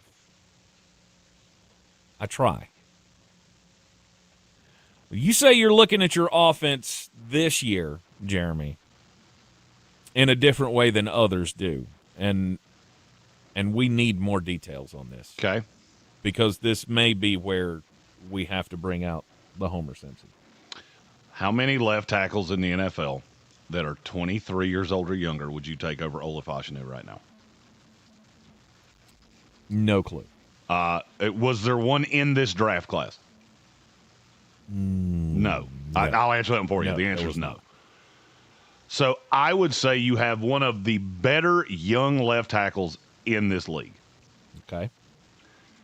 Armin Membu, who I did not love coming into the league. I did not love him. He was good, not great. The interior of that line with Dylan Parham, who I've always had I've always loved him. Wasn't always great in Las Vegas, but I still think that kid's got a lot of juice to squeeze. Josh Myers and Joe Tippmann. I'm not saying it's one of the best in the league, but it's not going to be what holds you back. Do you disagree with anything I just said? No. Okay. You'll be just fine. How many running backs in the NFL would you take over Breece Hall? 2, maybe 3. I think you're even higher on Breece Hall than I am, which I should have known that before I asked it. Bijan, Jahmyr Gibbs. Agreed. Maybe James Cook. I would agree with But that. that's close. I think Breece is probably a 4. Well, you didn't say Jonathan Taylor. I don't think I would. Really? Big mean, of a raw Jonathan talent year for year? Okay. I mean, I get him for 1 year at same cost. Okay, I'll take Jonathan Taylor. I was about to say, as big of a Jonathan. I mean, and I get it. He's borderline worthless as a receiver, but I would say Breece falls in somewhere between 5 and 8. I don't know exactly where. The obvious ones to me are Bijan, and this is if they're healthy, are Bijan, Jahmyr Gibbs, Christian McCaffrey, James Cook, Jonathan Taylor. So for me, he's between 6 and 8. That's a pretty good start, especially if you can get a long-term deal done with him, which Darren Muji swears that that's what they're after. And that that's the goal, and they're going to get it done. Do I believe that? I don't know yet. I haven't figured that out. But if you can get it done, I feel pretty good about that. I still like Braylon Allen, even though he's coming off the injury. Isaiah Davis is just a dude. I feel like you're going to be able to run the ball with that running back room, with that offensive line. Do you disagree with anything I just said? No. Now we go to the receivers. Garrett Wilson is a top blank receiver in the NFL. This might be where we fight. Oh, Lord. I don't know. 10? There we go. That's the exact answer I was looking for. I thought you were going to go deeper than that, and I was going to yell. I mean, 10 or 15. I mean, it's got to be. It would be at the lowest 15. If you get past I don't think 10, I can do that. If you get past 10, I'll be honest with you, I'll make fun of you. Because there will be names that you say. You'll say, Right. and I'll just give one off the top of my head. You'll say somebody like George Pickens, and I'll laugh at you until I urinate on myself. Garrett Wilson. Yeah, I wouldn't get in there. But other people will. For you to get to 10, I'll give you Puka, I'll give you Amon-Ra, I'll give you Chase, I'll give you Jefferson, Smith and Jigba. CD. CD's hands drive me nuts. I get it. He's super talented, but I can't trust him as a one. I wouldn't take him over Garrett Wilson. And I'm be honest with you, I don't think it's all that close. People get duped on CD. CD Lamb's one of those highlight players that if you don't watch him down in and down out, you think he is just a god. And then you watch Cowboy games and go, how many obvious drops does this guy have a week? I mean, it's nuts to me. Garrett Wilson does not have that problem. He's had a huge problem of quarterbacks because he has played with a slew of turds, and he's still been productive. Kid's had 2 1,100-yard years in his first 4 seasons. He was over 1,000 in another one, and he only played 8 games in the other season. And that was with Justin Fields and Brady Cook. Who, by the way, Brady Cook was probably the worst NFL quarterback I've ever seen. Garrett Wilson's a legit, no doubt one. I did not love where I thought Omar Cooper was going to go. I had more of a later grade on him. I'm just not going to lie. I never thought he would end up as a team's 3, which is what he is with the Jets. He's going to play out of the slot a lot. I think he'll be able to play on the outside a little bit, and he's going to be a deep threat. You want to know what changes my mind about Omar Cooper with the Jets? What's that? 3 words. Kenyon Sadiq. How do you deal with both of them? And I'm not going to lie to you, I don't know the answer to that. I don't know how in 12 personnel you see a team that lines up with Kenyon Sadiq, Mason Taylor, Garrett Wilson, Omar Cooper, Breece Hall. That's not a top 5 offense, but it sure as hell ain't a bottom 10. That's what I think people are getting lost on, is that they're looking at the depth and they go, well, they only have 3 receivers. If you look at the way Frank Reich calls an offense, that's all you need. He's told you what he's going to do. There are 4 tight ends that I could almost guarantee you 3 of them make this roster. Might be 4 of them. Because they've been weirdly invested in Jelani Woods, who I still want to believe in, but I will admit I was just wrong on. Because I thought he was going to be a dude. Kenyon Sadiq and Mason Taylor is a good group of tight ends. Especially considering the fact the oldest one is 23 years old. Then you add in A.D. Mitchell, who I haven't even mentioned yet. That kid's 23. Is he immature? Yes. Yes, he is. Is his game immature? Yes, it is. But if you're looking at him as the 3, how many teams in the NFL do you really, honest to God, believe have a better third receiver than A.D. Mitchell? It'd be a short list. It's a very short list. I think this am I telling you this is going to be a prodigious offense? No, I'm not. Because Geno Smith will still be a limiting factor, because Geno Smith is not a great quarterback in this league at this point. But is he serviceable? Yes. You held out on that, and I'm not going to lie to you, I understand why you did. No, I wasn't even contemplating that. I thought that was a rhetorical question, because I thought it was a given that yes, he is serviceable. If you take the Raiders year away, Geno was a 70% completion guy 2 years ago. That threw for 4,000 yards, had 21 touchdowns. Is he going to throw way too many interceptions? Absolutely. He's done his whole career. In any season where he has played more than 5 games, he's thrown no less than 9 interceptions. Mm-hmm. It's been over 13 all but twice. He's going to turn the ball over. The question is, can the defense hold up enough where he doesn't start having to press, and you can bring along A.D. Mitchell, you can bring along Omar Cooper, you can bring along Kenyon Sadiq, to a point that by the end of the year, you're looking at this offense going, you have a legit top 10 running back in Breece Hall. You have a legit top 10 to 15 set of targets with Garrett Wilson, Omar Cooper, Sadiq, Mitchell, Mason Taylor. And that would be the order that they come in my head. If you can do all of those things by the end of the year, I don't care where you finish in offense. I don't care if this team is 22nd in offense by the end of the year, because you don't have the long-term solution at quarterback.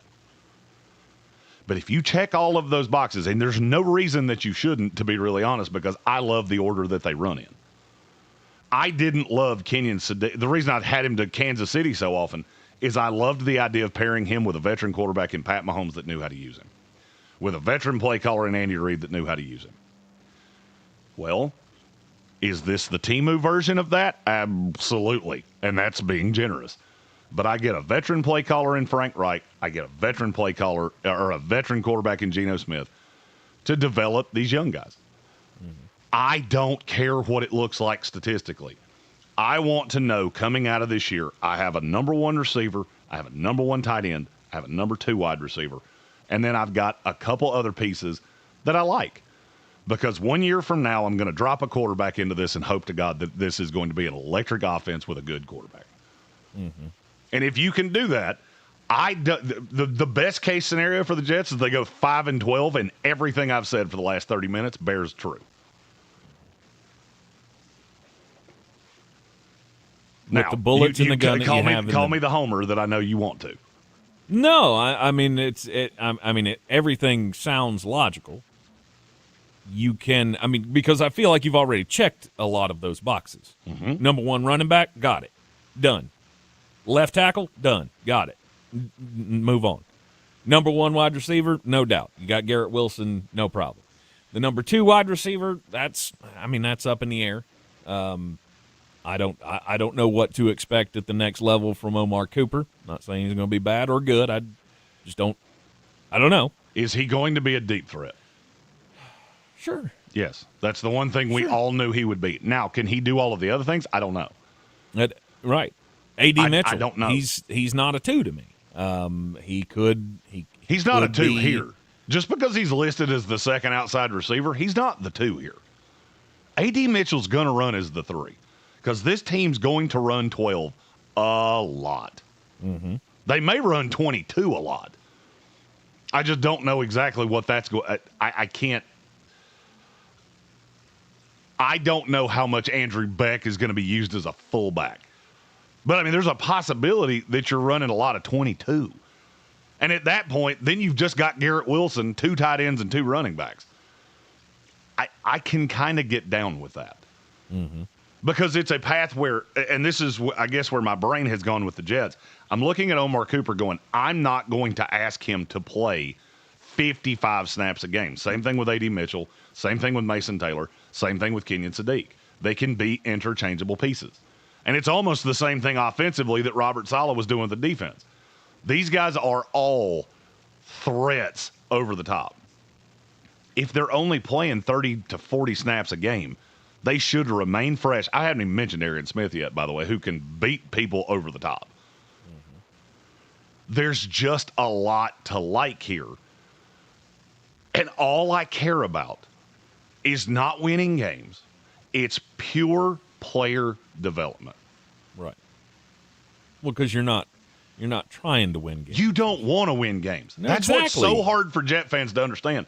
You actually look at this and go, hey, we could go 7-10. I don't want to go 7-10. I want to go 5-12. Hope to God the Indianapolis Colts go 4-13, and then I have 2 picks in the top 7. And then I can add a Jeremiah Smith to this, or I can add a Dylan Stewart on the defense, or whatever the case may be, and I can get my quarterback, because that's what I want.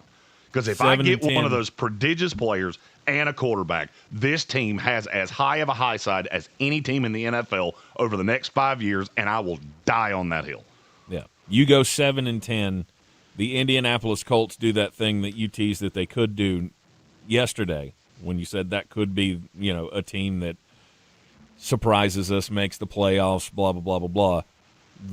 That would be the disastrous outcome.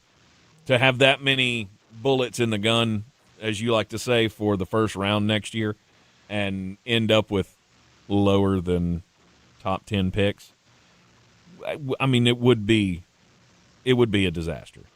Well, it would be a disaster because you have 3 of them. Well, if the Jets go 7-10, the only thing they don't have is a quarterback. Because I've looked at this schedule backwards and forwards, and we're going to do that in the next segment. I have looked at this upside down and right side up. And if this team goes 7-10, the only thing they don't have is a quarterback. Mm-hmm. So you find the team in the top 5 that doesn't need a quarterback, and you basically tell them, look, I'll give you 2 top 20 picks to get up there, maybe something in the future, but I want to have another player outside of that quarterback. That's how this goes. Now, there's another layer here that ain't nobody that I don't think I've heard a soul talk about. What happens if Dak Prescott gets hurt? If Dak Prescott gets hurt and they're relying on Joe Milton or whatever it is behind him, that team could fall off the world. The Indianapolis Colts could also go 2-15, and it wouldn't shock me in the least. Mm-hmm. Indianapolis is the weirdest team in the league. If they could go 10-7 with whatever Daniel Jones was last year, or they could be one of the 3 worst teams in the NFL, nothing in between that's going to surprise me. Mm-hmm. But this is where and I think it was Dan Orlovsky or one of those quarterbacks with ESPN that said the Jets have as much upside as anybody. And it got in my head, and I went, there's 50 ways this could go. They're all good. So long as you just haven't completely missed on the evaluation of these players. The Jets are set up as well as any quarterback-needy team I've ever seen. Mm-hmm.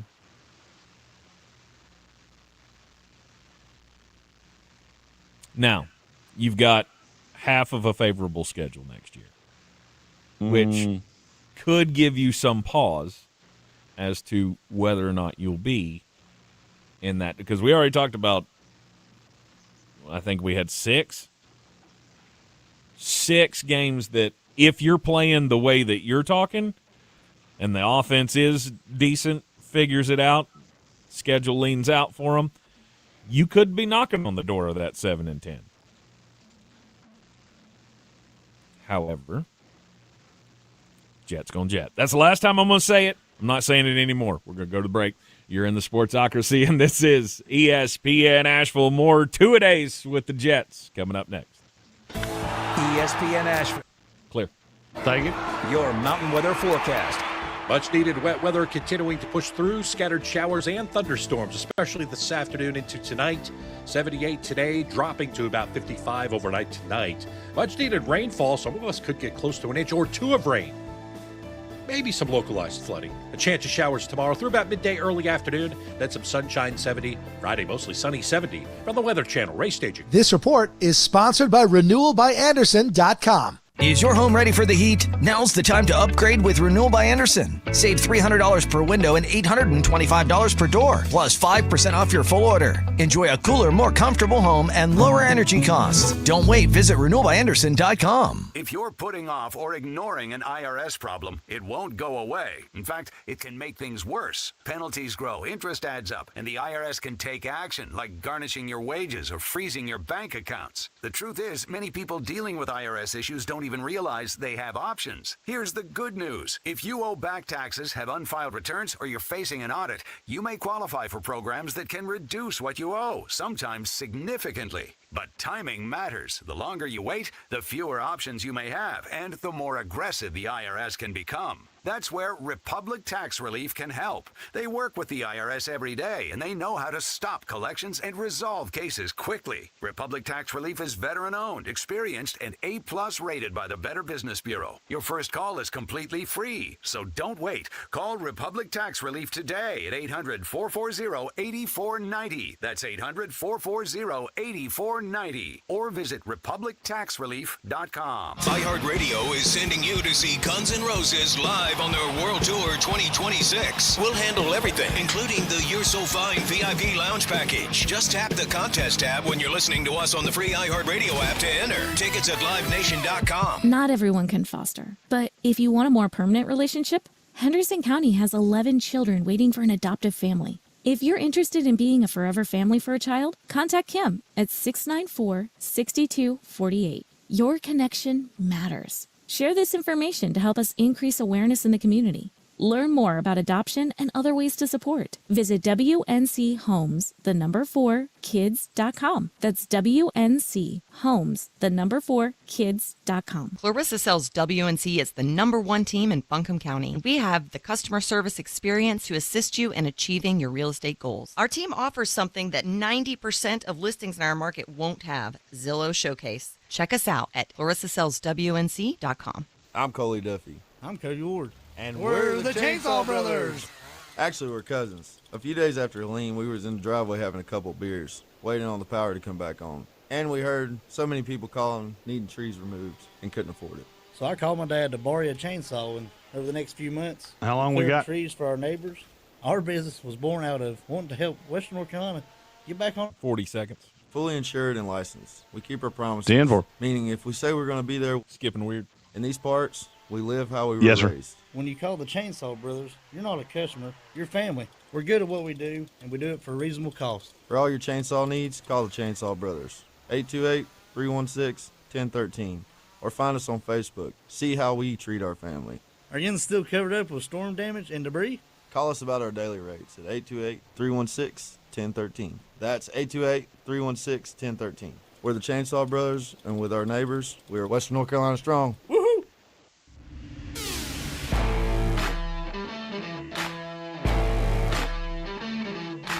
The Sportsocracy. Gets the rebound, passes it to the man, shoots it, and boom goes the dynamite. We're back at the Sportsocracy. Welcome.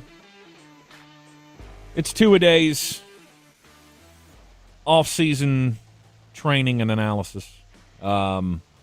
Basically training our brains to grasp all of the moves that have happened in the off-season. The Jets have, I wanted to say retooled there, but I don't know if that's a good term, because, I mean, were you ever tooled to begin with is the question.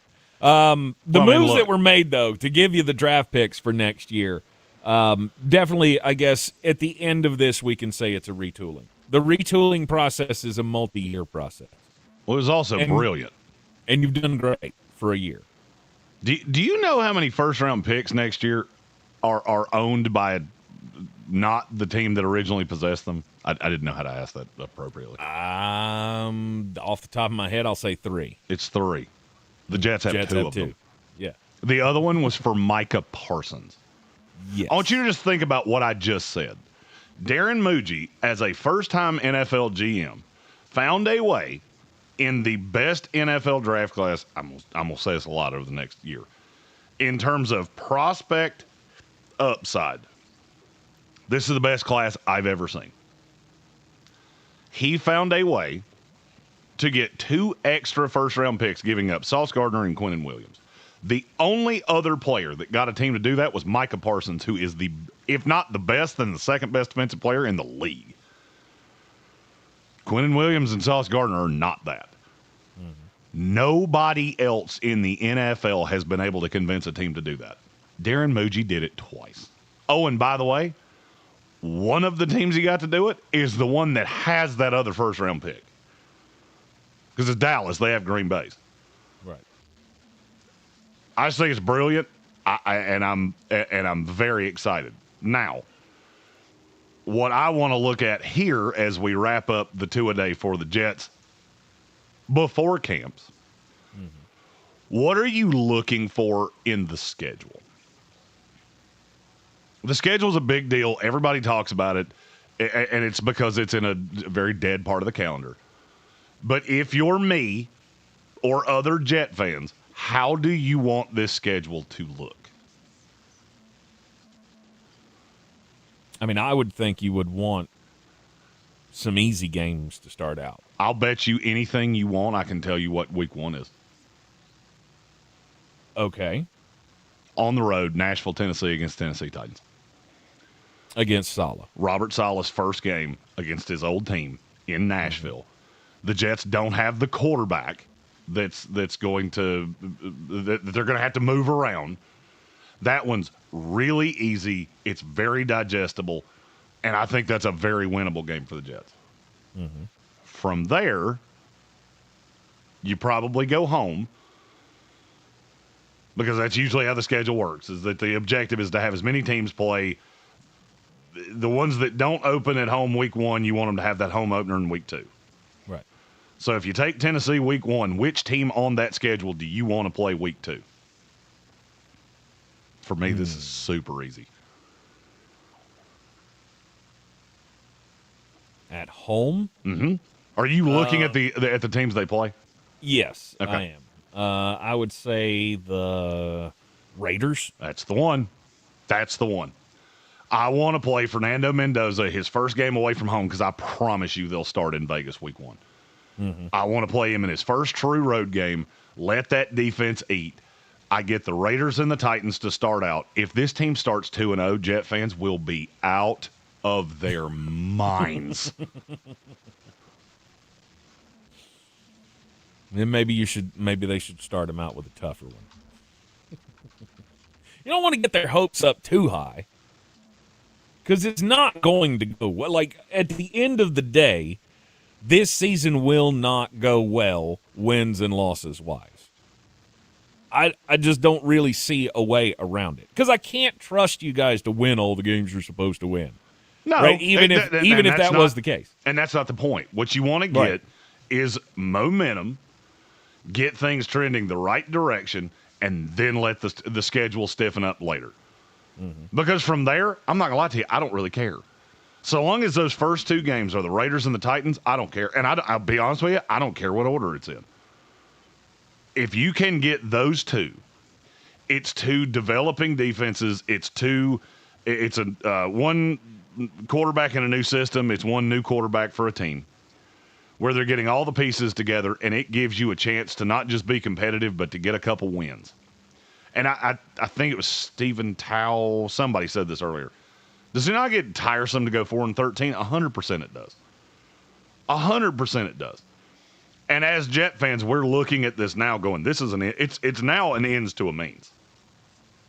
It hasn't been an ends to a means for us for a long time. But when you have 3 first-round picks in a draft class, we can set ourselves up for the next 15 years if we get this right. So I've endured this for a decade and a half. I can do it for 1 more year.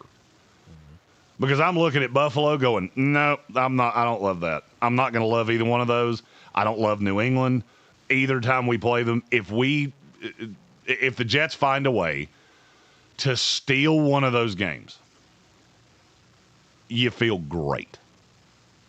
You should beat the Dolphins twice. I don't really care where those games pop up. If you don't believe me, go watch Malik Willis throw a first pitch and tell me that guy's going to be the one that leads an NFL team. Hey, you throw things for a living. You missed the catcher by the width of my house. Mm-hmm. The others on the schedule do what now? Don't sell him short. He missed it by the height of the house as well. Yeah, he did. It was up there.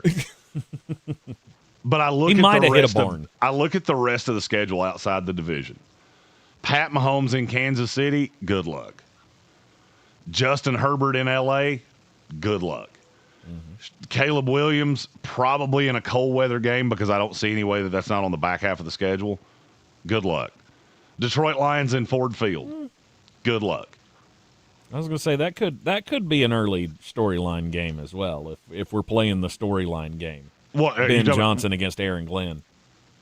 Oh, you know, I didn't think of that. But I mean, for the Jets, that'd be the best case scenario. If I can get them early, not week 1, week 2, but in the first 5 weeks before Chicago is 6 degrees, yep, that would be phenomenal. And that's a good point. You could be right. That could be one of those games that they do early. I think I do think that crossed my mind, but I wasn't thinking about it when I just said it. Mm-hmm. I just had that one because you see Saleh and you go, oh, that's better. Well, Saleh, that's week 1. I mean, it makes no sense for that not to be week 1. I also think the Jets and the Titans have kicked the season off against each other in the first 2 weeks like 4 times in the last 12 years. Really? That's interesting. They were the first game of the season last year or maybe the year before. Okay. I only remember that because we were at a Panthers home opener while the Jets and the Titans were playing. Mm-hmm. That one just makes too much sense. But, I mean, from there's a lot of losses on the schedule. Mm-hmm. I mean, Minnesota in New York, that should be a win. So should Cleveland. So should the Raiders. So should Miami. So that's 4 home wins. I don't think you're beating Green Bay. I don't think you're beating Denver, Buffalo, or New England. You go on the road, you got Arizona, Tennessee, Miami. The others are not winnable. Mm-hmm. I mean, that puts your ceiling at 7-10. Right. If you went, to your point, I'm not saying I trust them to do it, but if you win every game that you, in theory, should win, you're 7-10. Yes. But thankfully, you are the New York Jets. And you could very well end up with a 4-win season again, and 2 of your wins came against the Chiefs and the Broncos.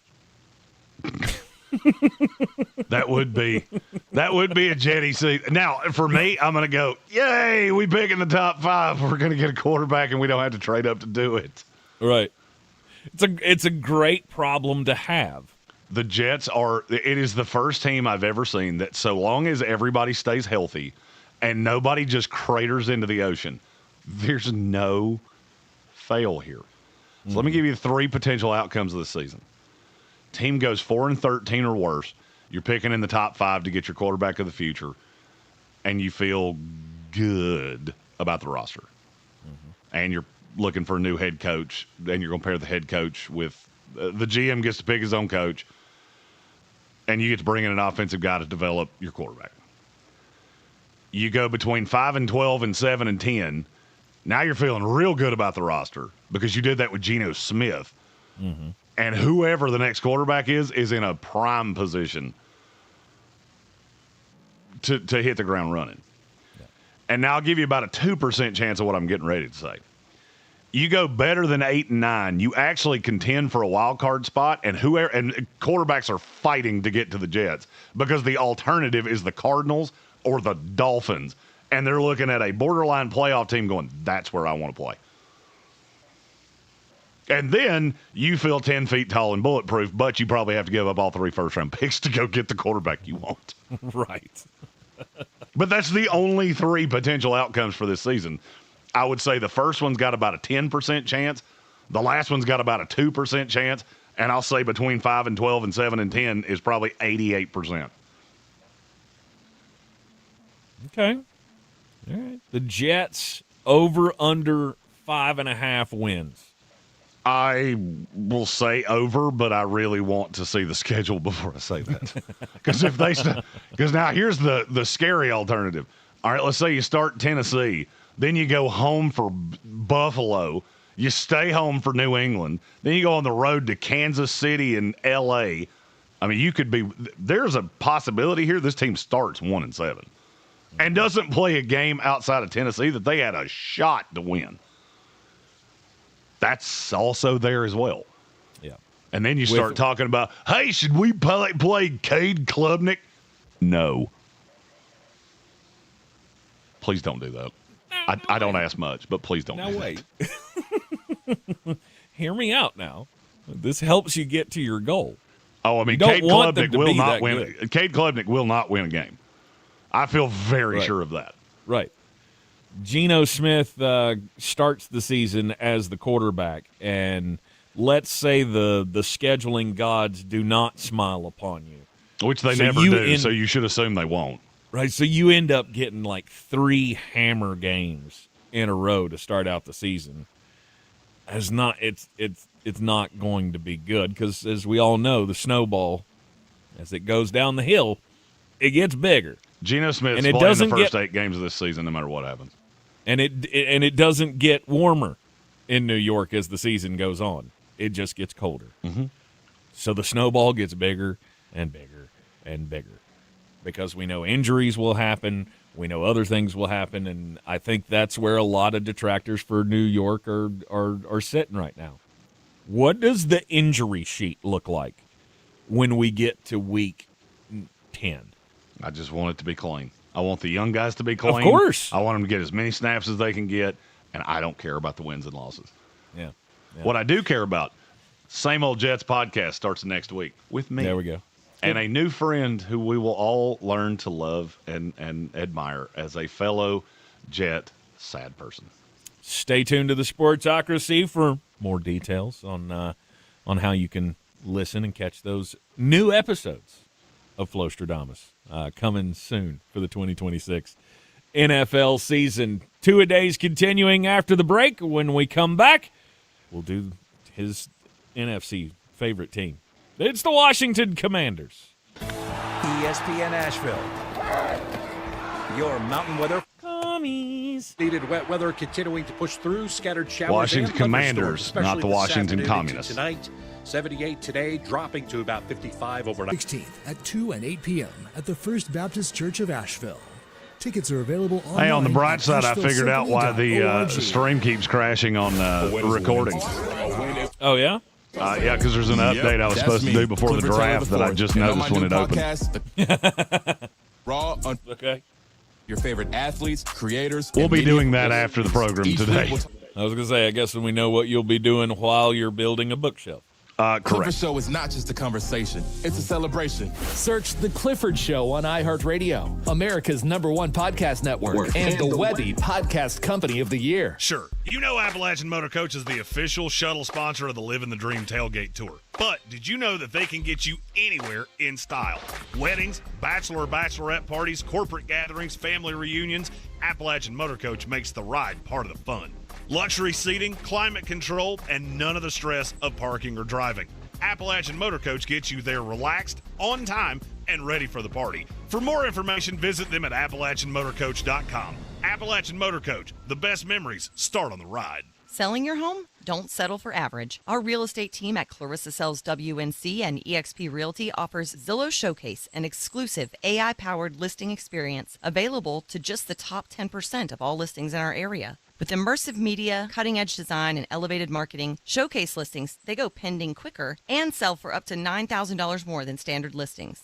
Ready to stand out in a crowded market? Give our team a call today, 828-774-6343, because your home deserves the spotlight. This is Small Business Month. Hey, it's Tank Spencer, and all this month, ESPN Asheville is celebrating the small businesses that keep our community strong. With the help of Air Vent Exteriors, we're giving all local shops a chance to get in front of more customers. This month, nominate a small business that makes a difference in Western North Carolina. And if that business is chosen, they win a $100 Amazon gift card and a $2,500 ad campaign on our iHeart Radio Asheville stations. Nominations are open. Just go to ESPNAVL.com. When you buy a custom-made sunroom, screen room, or awning from Air Vent Exteriors, you get all the benefits of buying from a local business. An installation warranty, a service department, a local office, and salespeople who live and work in your area. Together, we are contributing to the local economy, supporting employment in the neighborhood, and helping other local businesses. That's what we like to call a win-win situation. Air Vent Exteriors encourages you to support the companies in your backyard and to visit airventexteriors.com. This is J.W. Whitley, General Manager at Parks Ford of Hendersonville. Our value of commitment. Committed to you as our customers and the community that we serve. To do better, be better every day. That's the Parks Promise. Experience the Parks Promise today at parksfordhendersonville.com. ESPN Asheville. Yeah. WPEK Fairview. WMXF Waynesville. An iHeart radio station. Guaranteed human.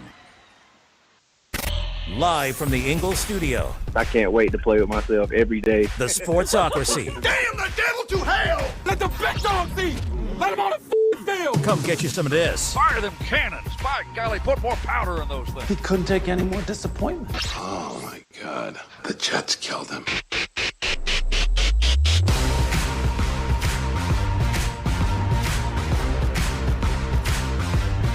Welcome back into the Sportsocracy on ESPN Asheville, continuing our analysis of the NFL offseason with two-a-days, post-draft, post-free agency, well, for the most part.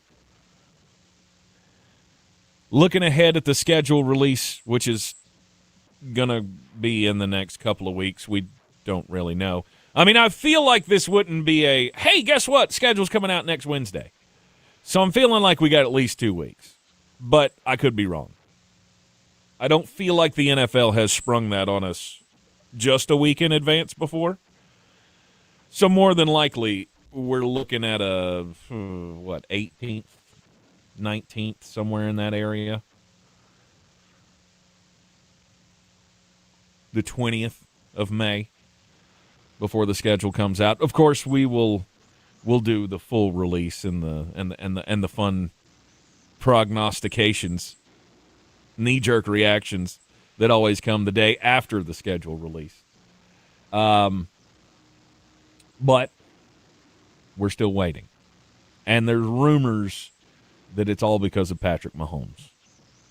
The Patrick Mahomes haters are out in full force on the interwebs. And the conspiracy theorists have all gathered. They put their tinfoil hats on. And they say that the league is being held up by trying to determine whether or not Patrick Mahomes will be ready to go week 1. I don't feel like that's true, but what do I know? Can one player hold up the process like that? I don't think no. I don't think they can. No, and I'll go ahead and tell you, Pat Mahomes is going to be ready for week 1. I'm going to keep saying this. I can't tell you how I know it, but I will tell you I know it, and I know it definitively. He's like, I know it. I know it in my heart.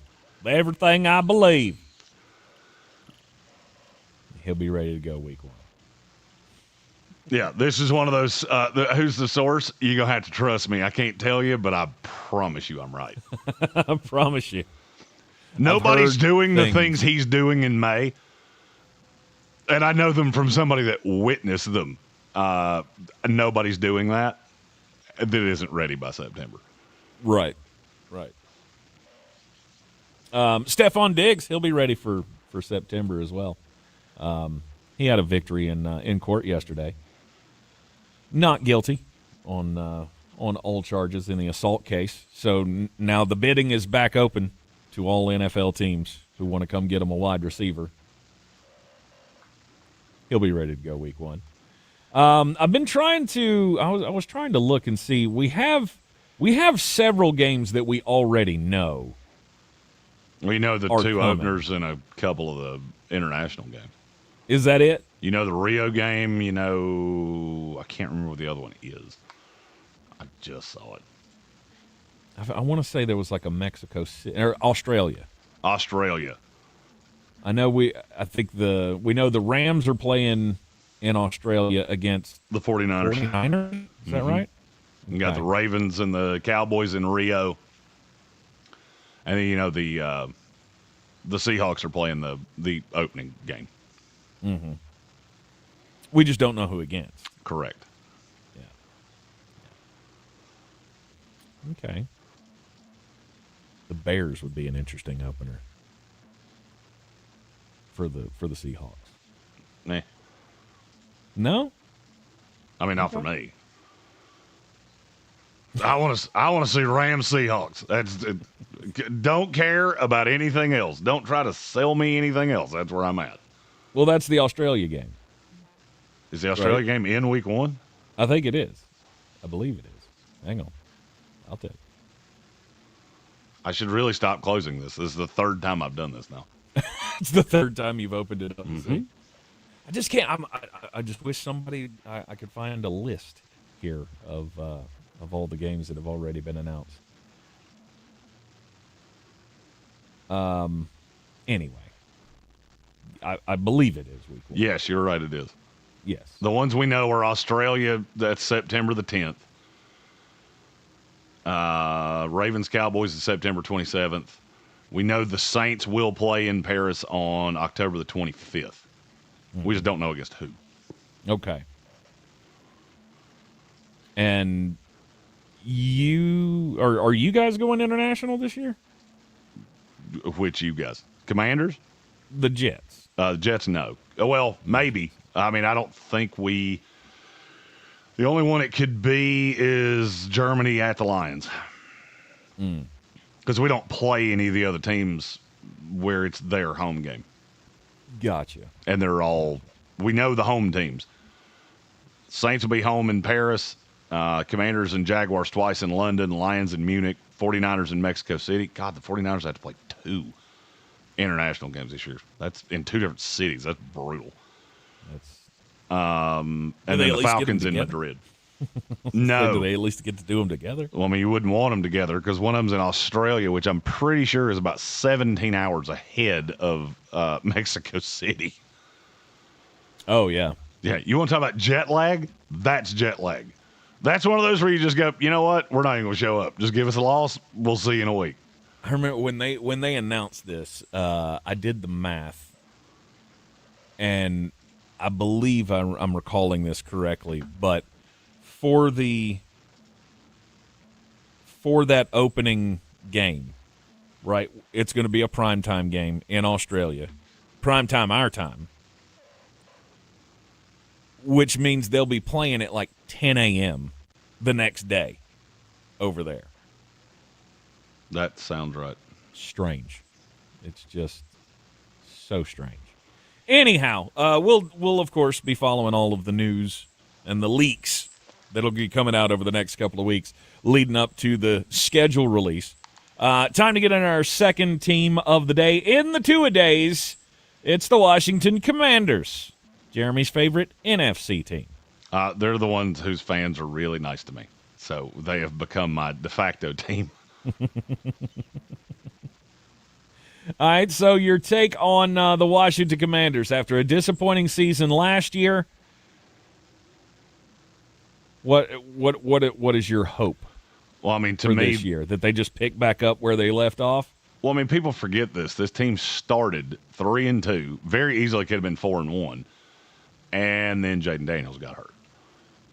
And look, without your quarterback, there are a lot of teams that could be 5-12. Mm-hmm. So, I mean, we did power rankings yesterday, and I had Washington right outside the top 10 because that's what I think they are. I mean, for me, the bigger question with Washington is not the defense, it's the offense. Because it all hinges on the health of Jaden Daniels. Mm-hmm. Because if he is healthy, and we'll get into the running game, we'll get into all the things. If Jaden Daniels is healthy in year 3, the Washington Commanders are not just a playoff contender. This could be a team that wins games in the playoffs. Because I think this team's really good. You may disagree with me on that, and that's fine. I think this team is really, really good. Yeah, it was that second really that you got me. I'm not sure I'm at our first really, but okay. What's your impediment? What are you worried about? I'm worried about your offense. Why? I'm worried about your weapons because you don't have any other than Terry McLaurin. End of message. I mean, your quarterback. I think I agree with that. Okay. That's the point. What you just said's the point. No, Washington does not have a high-end legit 2. That's where everybody gets stuck, is that they have Terry McLaurin, who's a no-doubt 1. And then you go McCaffrey, Antonio Williams, Traylon Burks, Jalen Lane, De'Ami Brown, Van Jefferson. Mm-hmm. All of those guys are 3-4s. Yes. But then I ask the question, okay, so is there a merit to the fact you have 7 of them? I also think people undervalue how important Chig Okonkwo will be in this offense. Mm-hmm. I think people undervalue how bright David Blau is. I'm never calling him anything else. Yeah. I like the line a lot. Yeah. You got Tunsil and Connerly at the tackle spots. Chris Paul and Cosme, if he's healthy, which I think he will be. at the guard spots, and then either Nick Allegretti or Matt Golban at center. Mm-hmm. Brandon Coleman is your swing. Andrew Wiley backing a lot of these guys up, and Trent Scott. That's pretty solid on your line.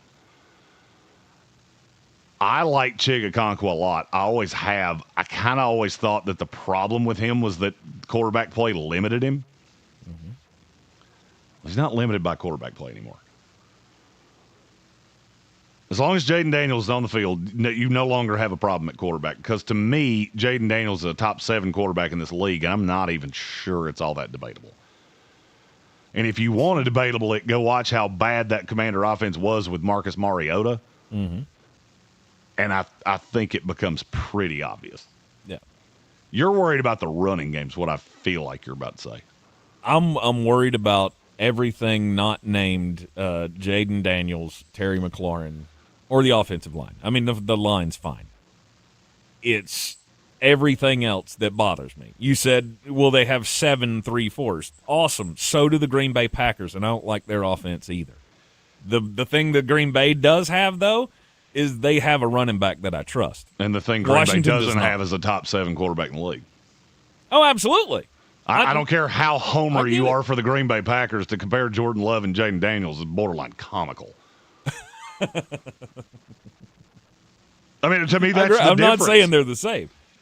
What I'm saying is so let me ask you problem. this. Just let me ask you this. How good do you feel about the Houston Texans? We haven't done this one yet, but how good do you feel about the Houston Texans? I would say top blank in the AFC. I would say top 6. You are smoking recreational drugs. What? If you think you can name me 5 teams in the AFC you like better than the Houston Texans, I'll implore you to do it right now. And I'm probably going to tell you you're out of your damn mind on at least 2 of them. Okay. Because if you say the Buffalo Bills, I'll laugh until I pee myself. I would have Houston in the top 2 or 3 in the AFC, and I'll be honest with you, it probably ain't 3. Because New England's a young team that did virtually nothing in the offseason. I'll give you Kansas City. I'd even probably give you the Chargers. I don't think there's another team in the AFC that I would give you. Because that defense is wicked. Yeah, the defense is great. And C.J. Stroud is a top 10 to 12 quarterback when he's on. Okay. The only difference between the Houston Texans and the Washington Commanders is the name of their one. The offenses are almost exactly the same. I like Washington's line better. I like Houston's number 1 running back better. But, I mean, Houston is Nico Collins and a bunch of 3-4s. That's what their receiver room is. And nobody seems to care with Houston. Why do they care so much with Washington? Because Washington's quarterback is better than yours. And that's where I always run into problems when I talk to people about Washington is what about the offense? What about it? It all centers on one thing. Jaden Daniels, is he upright or not? If he is, I feel great about it. If he's not, it's not going to go well. Mm-hmm. Terry McLaurin being upright is also very important, but it's not as important as Jaden. It's super important. Without him, I don't like Jaden as much. I obviously care. Mm-hmm. I just look at Washington and go, you have a lot of weapons, and I see multiple ways you can win this. It's also really difficult to deal with Jaden's feet, which is something that C.J. Stroud doesn't have. It's something Jordan Love doesn't have. Yeah. And it cures a lot of ills. Do I love the receiver room? No, I don't. I think it's a middle-of-the-road group that has a lot of NFL-caliber players, but no real dudes. Now, we can talk about the fact that Jaden Daniels is the best runner on this team, and it's not close. And Terry McLaurin might be 2. Because, I'll be honest with you, the Bill Krosky-Merritt thing, it was cute for a while, but he was pretty ineffective last year. And I get pretty ineffective. Jaden wasn't there. He averaged 4.6 yards a carry. Tell me again how ineffective he was. I can't wait to hear it. I hear this. There ain't no way. He averaged 4.6 yards a carry. He was 19th in the NFL. And about half the ones in front of him had 2 or less carries. How many he wasn't big used. Yardage? How many big yardage gains did he have? The longest run he had on the entire year, he had 172-yarder. 2 was 28 yards. Okay. That one irritates me to no end when people, he wasn't effective. No, he wasn't used for some reason. Because he played 17 games, was 26th in carries, and I cannot for the life of me figure out why that is. And you know what? It's why Cliff Kingsbury's unemployed right now. Yeah. Because it didn't make any sense then, and it doesn't make any sense now.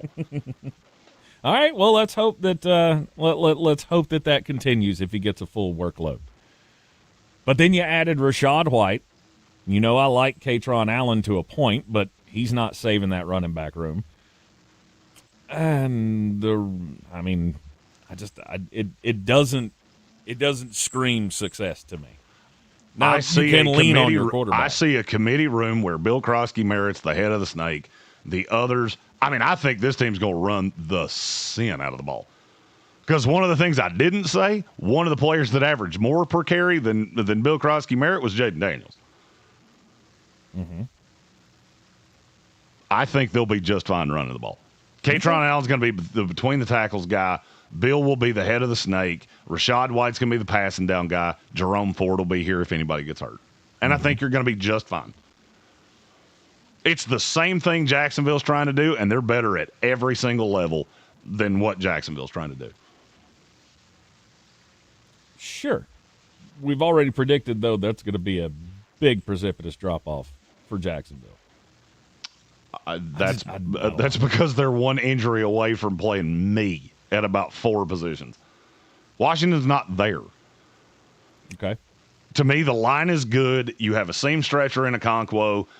I don't love the other tight ends. Some people seem to. Bates a really good blocker. Sennett is exactly what I told you it would be. If one of these receivers can make that step into a 2, I'm all in on the Commanders' offense with an upright Jaden. Now, that's the more volatile part. The part I really like is on the other side.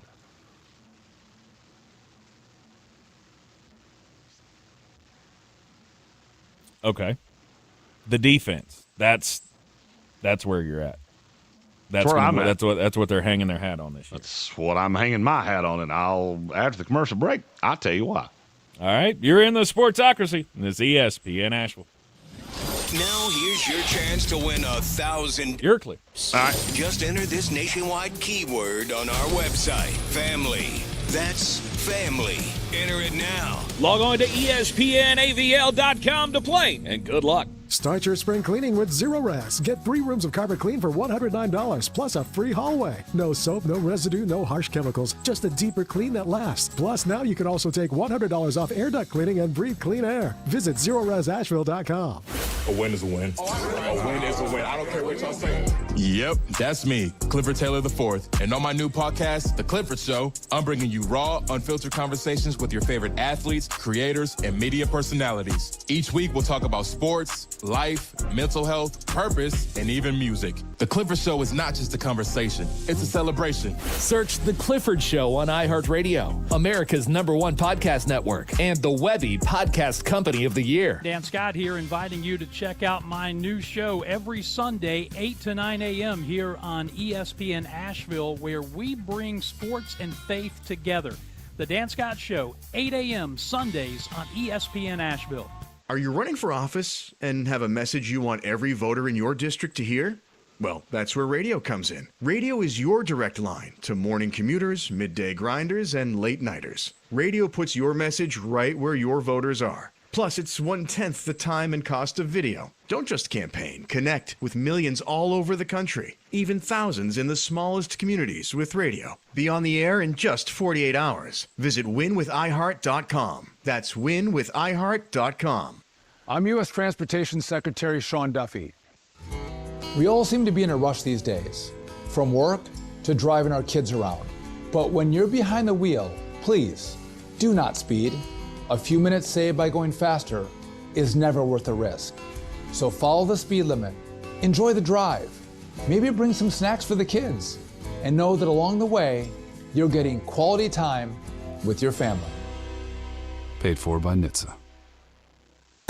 Speed on the bases, power at the plate, Gold Glove defense across the diamond. The Stars of Atlanta are ready to take the field. Michael Harris going to sprint back, and he somehow makes the catch Willie Mays style and goes into the wall. Back and under new management, Tar Heel Walt Weiss takes the helm, chopping toward another playoff run. The Mountain's home for Braves baseball is ESPN Asheville, proudly brought to you by Parks Ford of Hendersonville. This is J.W. Whitley, General Manager at Parks Ford of Hendersonville. Our value of urgency, timely, responsive, focused, prioritizing you as our customer and the community that we serve to do better, be better every day. That's the Parks Promise. Experience the Parks Promise today at parksfordhendersonville.com.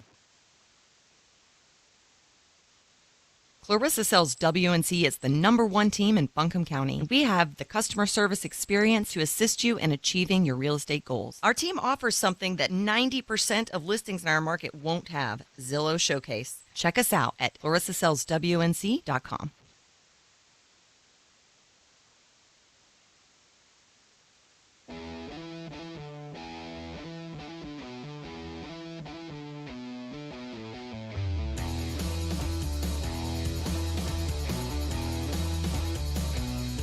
And welcome back into the Sportsocracy. This is ESPN Asheville. Two-a-days with the Washington Commanders. Did the New York Jets in the first hour, so if you missed that, you can go back and check it out on the podcast. Go back and watch the YouTube episode over again when we're done here while Jeremy's putting together his new his new bookcase for the Mullet Manor. It's not going to be a fun afternoon. Not really looking forward to it, if I was being totally honest. Yeah, I think you should set up a camera though and film it, and then do like a highlight reel. You don't want to hear me say some of those words. Well, it wouldn't be any different than an uncensored version of the Sportsocracy. It might be. Okay, I have to tell this story. Just I will protect the innocent. While I was in Greenville, we had a slight technical issue. If you watch us on YouTube, you'll know that because we didn't have video on Monday night. Well, the reason is because somebody went in there to fix something in the studio, and they figured out that one of the iHeart ways is everything is daisy chained together. So when one thing explodes, many things explode. Right. So I was working in another office, and it's dead quiet. There's like 3 people in the building. It was 2:30, 3 o'clock in the afternoon.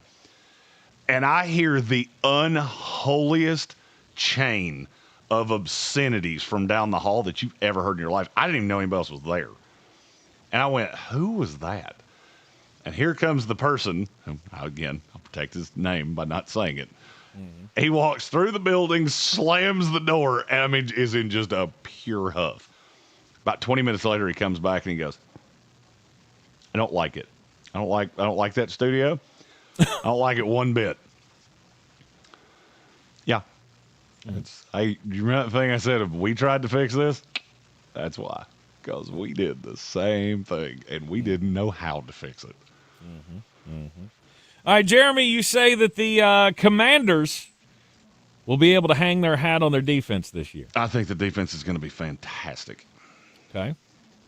I think the defense is going to be fantastic, and I'll tell you why. Do you know who Durante Jones is? No. That is the new defensive coordinator of the Washington Commanders. Do you know where he came from? No. He was passing game coordinator under Brian Flores. Okay. I'm just guessing. I'm going to say this defense looks kind of similar to that. You have a lot of guys that could reach a quarterback. You've got a lot of linebackers that you can put in the middle of this. Mm-hmm. The one thing that I'm worried about, because I like the front. I think the front's going to be a combination of Tim Settle, Johnny Newton, Javon Kinlaw, with Deron Payne in the middle. I would like to have another nose tackle, but I can deal. The one thing I'm worried about is how the cornerback room is going to play out. I love Trey Amos. You already know that. I like Mikey Sainer still. I still maintain he should have been playing in the slot. I'm not sure you have fixed that. I still think that he's going to have to play on the outside more than I want him to. Because last year he played almost 2/3 of his snaps out wide. That's not what he is to me. And it's just something that really bothers me as I look at this team. And I'm not sure if a Meek Robertson on the outside or a Kella Weatherspoon, I'm just not sure that's going to be enough to push him to the slot. I hope it is. I hope one of them surprises me. I just don't know that that's the way it's going to go because I'm afraid that a Meek Robertson ends up in the slot. And then the secondary is just never quite as good as it should be. But when you have a pass rush that has Odafe Owa, Calevon Chason, Dorrance Armstrong, Charles Amenahu, Joshua Josephs, Dietrich Wise Jr., friend of the program, and Drake Jackson, yeah, I feel pretty good about that. That's a slew of guys that can get after a quarterback. With Frankie Louvu and Sonny Styles in the middle. And Leo Chenal. That defense is really talented, and it was awful last year. So with all of the additions, this is going to be the strength of the team. Okay. I think pass rush is going to be the strength. Like Tommy in the YouTube chat says, just really, really fast. It's really fast. Gary said Sainrisville was worse in the slot. I've heard that. The tape doesn't tell me that. Now, I will say, and I actually prepared because I had a funny feeling somebody was going to say that. The worst graded games that Mikey Sainrisville had last year. Oh, it's here somewhere, and I don't know where I put it. I'll find it in a minute. When you see who the slot receiver was, it kind of explains why that happened. Yep. While you're doing that, we'll hit a super chat from Great North. Show me the money, money. Show me the money. David Smith chiming in says Tank needs to stick to social media mogul. I mean, you are a solid social media mogul. I guess. I mean, millions of views generated. Almost 18. Crushing it. Has it? I haven't checked it in a while. Yeah, it's almost 18. Nice. I can tell you stop checking it because the mean comments stay up, and I go, oh, now I have to hide it, and I don't want to do that. That's a lot of work that Tank was doing. I was doing my level best, and then I kind of lost a little interest when the guy's dad said that they didn't have social media, 1, and 2, that I didn't need to keep doing that because they've heard it all. And I don't doubt that, but I was like, I can't be the one. I can't, right, like I don't want it to be because of something that I did that his feelings get hurt or whatever, Anyway, I did hear back though from the Pittsburgh Steelers yesterday, and they're going to be getting with their community relations team and doing something for Peanut. So let's go. So I'm happy about that. Let's go. Yeah. When she didn't say what they were going to do, but she was like, "Yeah, we'll do something nice for them." So we'll follow up on that and let y'all know when that comes through, because I mean, kid's a Pittsburgh Steelers fan, and I feel like we just needed to try to hook him up with something for sure for that. Yeah. So I found the list of the worst rated games that Sainer still had coming out of the slot were against Green Bay, who has 42 slot receivers. Jaden Reed was the one that gave him the most trouble. Dallas twice, which was CeeDee Lamb. Minnesota, which was Jordan Addison. And Detroit, which was Amon-Ra St. Brown. I mean, when you look at that list of names, it's hard for me to say he's worse in the slot just because he got beat by some of the best slot receivers in the league. I mean, I evaluated this kid coming out. I never thought he was going to play on the outside. I thought he was going to play safety more than he was going to play on the outside. So that's where I'm at. I do worry about corner, but the easiest way to mitigate issues at corner is with a really good pass rush, and I think it's what you got. And you've got a first-time play caller who learned from Brian Flores, who is one of the most creative blitzers in the NFL. Mm-hmm. And you added Sonny Styles to the middle of that, who is an absolute athletic freak of nature. A lot of hope. A lot of upside. Oh, no doubt. I don't see how anybody looks at this Washington defense and doesn't go, that's going to be way better. Can't tell you, where it's going to rank, but it's going to be way better, and it gives them much more of a chance because they're not going to have to shoot out. Mm-hmm. I don't think teams are going to come into Washington and just beat their brains out. You hope not. Well, and I'm just looking at last year. Once the decline happened, they gave up 25, 44, 28, 38, 44, 16 to a Miami team, which that's a game I still can't believe they lost. 27, 31, 29, 29, 30, 17. It's hard to win games when you're giving up that many points. Mm-hmm. And I don't think that's where they're going to be. Well, certainly with the different looks that you can give in the pass rush, you'll be able to throw that wrench in there.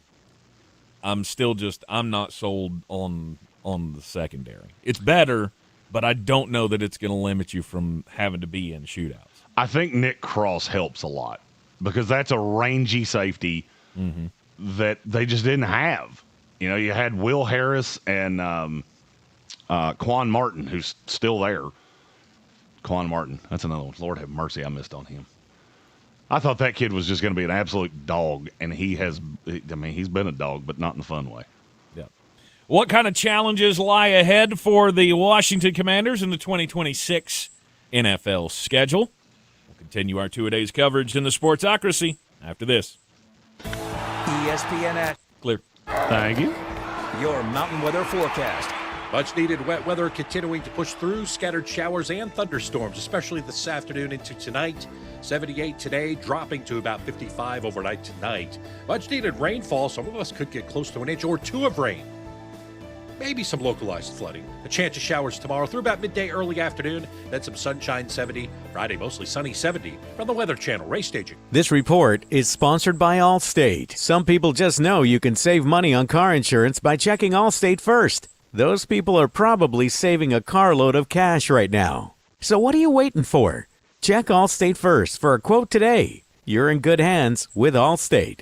In this edition of the Marketers Report, Chris Eppel, head of marketing for the Americas, Harman JBL, weighs in on the importance of audio. It's been amazing over the last couple of years to see what's happened with audio. We've doubled our investment in the last 2 years in the audio space. We find it to be highly critical to our business. As the #1 audio company, iHeart Media connects marketers to the audiences, live conversations, and trusted influencers you need to grow. If you're a marketer, go to iHeartAdvertising.com. Snapshot from Progressive wasn't created for just anybody. Oh no, we made it for you. Smooth accelerators. When that light turns green, you're off. Like a warm knife through firm butter. Going from 0 to the speed limit in an appropriate amount of time. Sure, your car has horsepower, but your horses prance around as silky smooth as your right foot. Fancy Prancerton. With Snapshot, safe drivers like you get personalized rates based on your driving habits. Sign up today at Progressive.com. Progressive Casualty Insurance Company and Affiliates. Snapshot not available in California or from all agents. That red talkback mic on the free iHeart app, it's more powerful than it looks. One tap can get you in the conversation. You guys, are you serious? Enter to win something amazing. That $1,000. Or just a request. What up? Try it now. Just open the free iHeart Radio app. I'm Coley Duffy. I'm Cody Ward. And we're the Chainsaw Brothers. Actually, we're cousins. A few days after Helene, we was in the driveway having a couple beers, waiting on the power to come back on. And we heard so many people calling, needing trees removed, and couldn't afford it. So I called my dad to borrow a chainsaw, and over the next few months, we cleared trees for our neighbors. Our business was born out of wanting to help Western North Carolina get back on our feet. We are fully insured and licensed. We keep our promises, meaning if we say we're going to be there, we'll be there. In these parts, We live how we were raised. When you call the Chainsaw Brothers, you're not a customer, you're family. We're good at what we do, and we do it for a reasonable cost. For all your chainsaw needs, call the Chainsaw Brothers. 828-316-1013. Or find us on Facebook. See how we treat our family. Are you still covered up with storm damage and debris? Call us about our daily rates at 828-316-1013. That's 828-316-1013. We're the Chainsaw Brothers, and with our neighbors, we're Western North Carolina strong. Clarissa sells WNC as the #1 team in Buncombe County. We have the customer service experience to assist you in achieving your real estate goals. Our team offers something that 90% of listings in our market won't have: Zillow Showcase. Check us out at clarissasellswnc.com. This is J.W. Whitley, General Manager at Parks Ford of Hendersonville. Our value of urgency, timely, responsive, focused, prioritizing you as our customer and the community that we serve to do better, be better every day. That's the Parks Promise. Experience the Parks Promise today at parksfordhendersonville.com. Selling your home? Don't settle for average. Our real estate team at Clarissa Sells WNC and eXp Realty offers Zillow Showcase, an exclusive AI-powered listing experience available to just the top 10% of all listings in our area. With immersive media, cutting-edge design, and elevated marketing, Showcase listings, they go pending quicker and sell for up to $9,000 more than standard listings. Ready to stand out in a crowded market? Give our team a call today, 828-774-6343, because your home deserves the spotlight. I'm Coley Duffy. I'm Cody Ward. And we're the Chainsaw Brothers. Actually, we're cousins. A few days after Helene, we was in the driveway having a couple beers, waiting on the power to come back on. And we heard so many people calling, needing trees removed, and couldn't afford it. So I called my dad to borrow a chainsaw, and over the next few months, we cleared trees for our neighbors. Our business was born out of wanting to help Western North Carolina get back on our feet.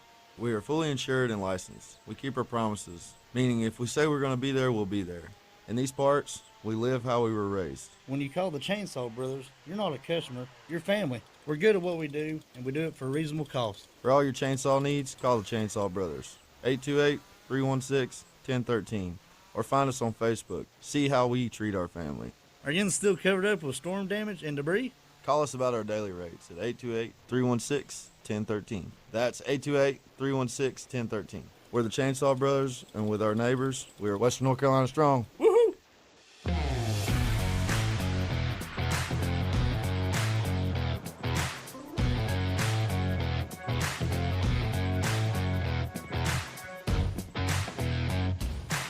The Sportsocracy. Let's open up the whole can of kick ass and kill them all.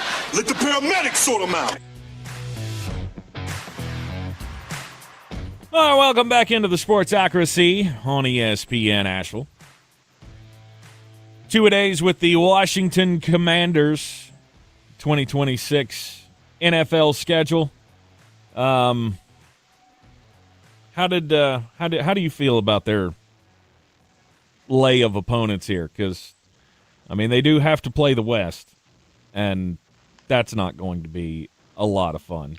Is it not? I mean, playing the Rams and the Seahawks, they're playing both at home. I don't think I care. You should. West Coast teams coming east, that's never fun for them. I mean, I think the schedule laid out as well for Washington as it laid out for any team in the NFL. Okay. The road games, they may lose 2 games on the road.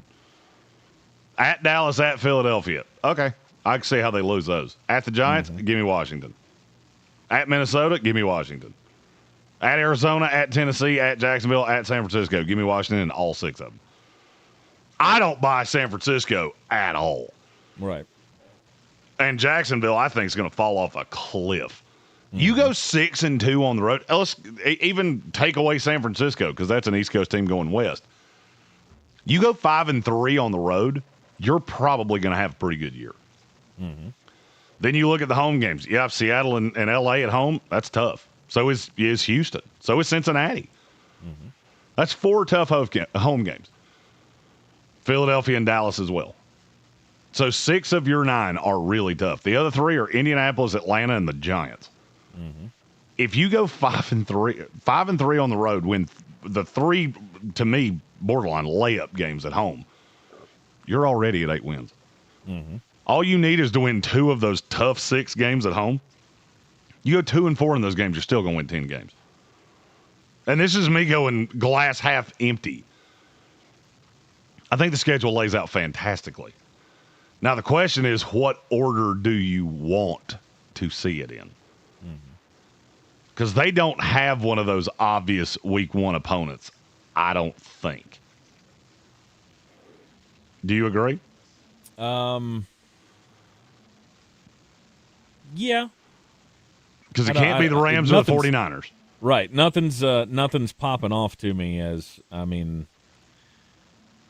Cowboys, Eagles, either one of those could be.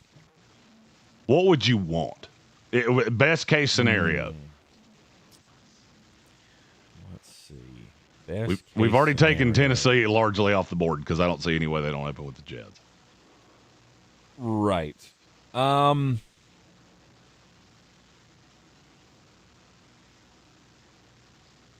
going to go home against the Bengals. That's what you want to see? I would say give me that because I got either one of two things is going to happen. I want to play that one late because I can. Joe Burrow seems to really like to not play games in November. Although well, they also are absolutely awful in September, so that's a solid point by you. I didn't think of that. Right, they don't win early, and test that secondary early and get the toughest game out of the way for the secondary. That's my biggest problem with the defense. Maybe we just get that one over with and move on. You said that, and I'm not going to lie. When it first came out of your mouth, I went, I think Tank has done recreational crimes today. And then the more I thought about it, now I'm on board with you. You're right. It's Cincinnati. That's what I want. They never win games in September. We'll take that one, hopefully get that win, and we've already got half of the tough wins we need at home. Right. Who would you want to open up against? I think you converted me to Cincinnati.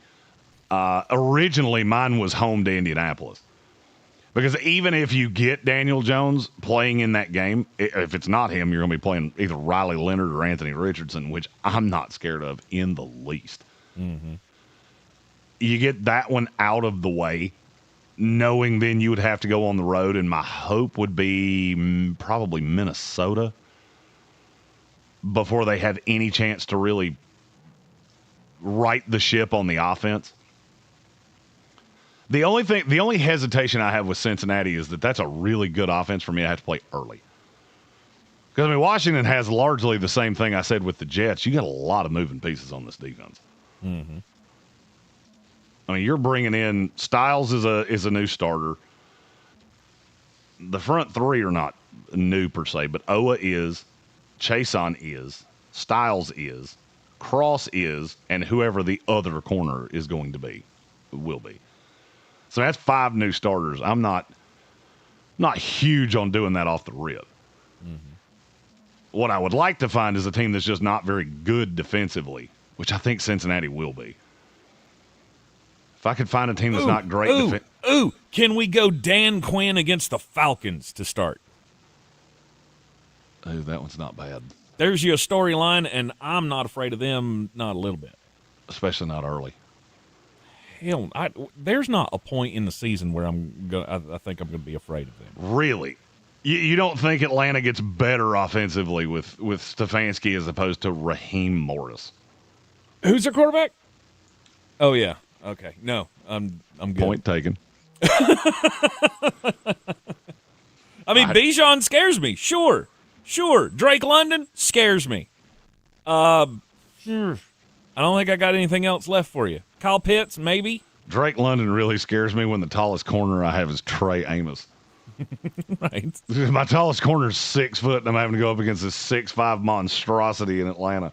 I got Michael Penix and Tua Tagovailoa. I don't care at what point in the season I face them. I'm not going to be scared of that at all. I don't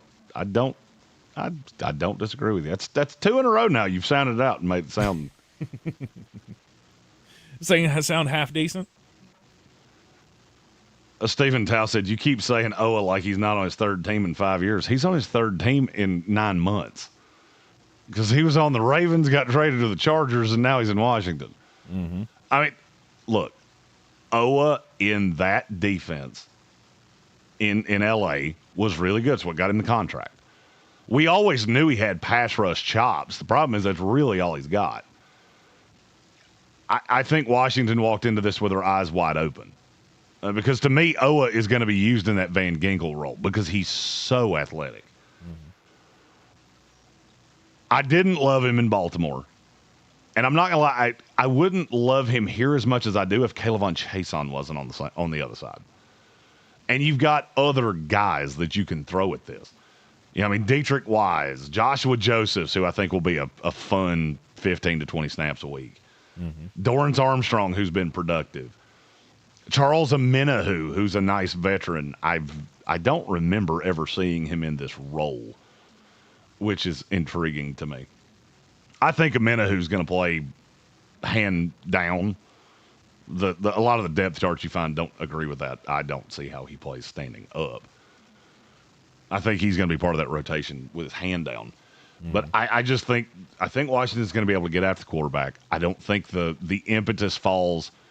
Like, there's not an Aiden Hutchinson on this team where you have to be on it every single week or we're not getting to quarterbacks. Mm-hmm. And I like that. I like that for Washington. I also think the defense is way faster. And I'm intrigued by Washington. I also think their floor is 9-8. It's always fun when you get a team and you go, I don't really see a way, short of injuries, that you're not going to be a winning team in 2026. Mm-hmm. Do you disagree with that? I've said it twice. And I don't. I do not agree with that. I mean, I do not disagree with that. I think their floor is 9-8 mm-hmm. with a healthy Jaden. Mm-hmm. The quarterback makes all the difference in the world. I'm looking at the construction of the roster around him going, is this enough to be a contender now? And you said this is a team that could have that.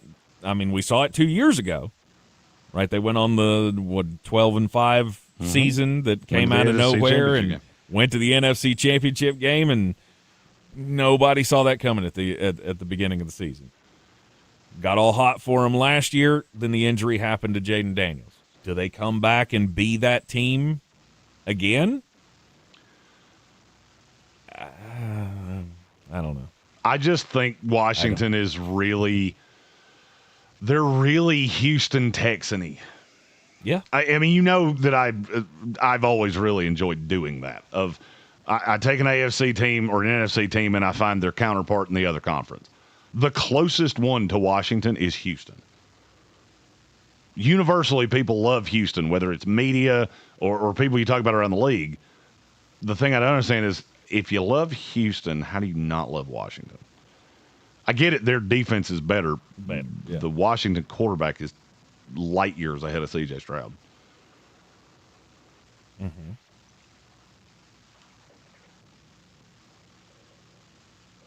Agreed.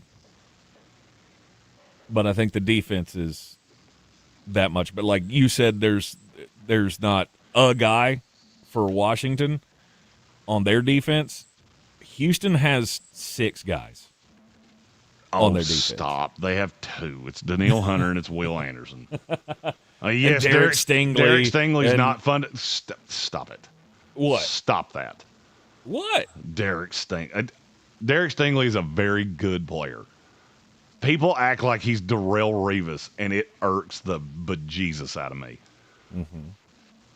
Where does he rank as far Top as corners in this league? Top 10. And I'll fight you to the death. Anything higher than that. And I think what do you need more than that? Oh, people act like he's the best corner in the league, and it's the dumbest. It's one of the dumbest things I hear week in and week out is, but Derek Stingley, he's as good as Will Anderson. You're smoking drugs, like hardcore ones. You're doing drugs that we need to call your family members and stage an intervention if you just said that out loud. Mm-hmm.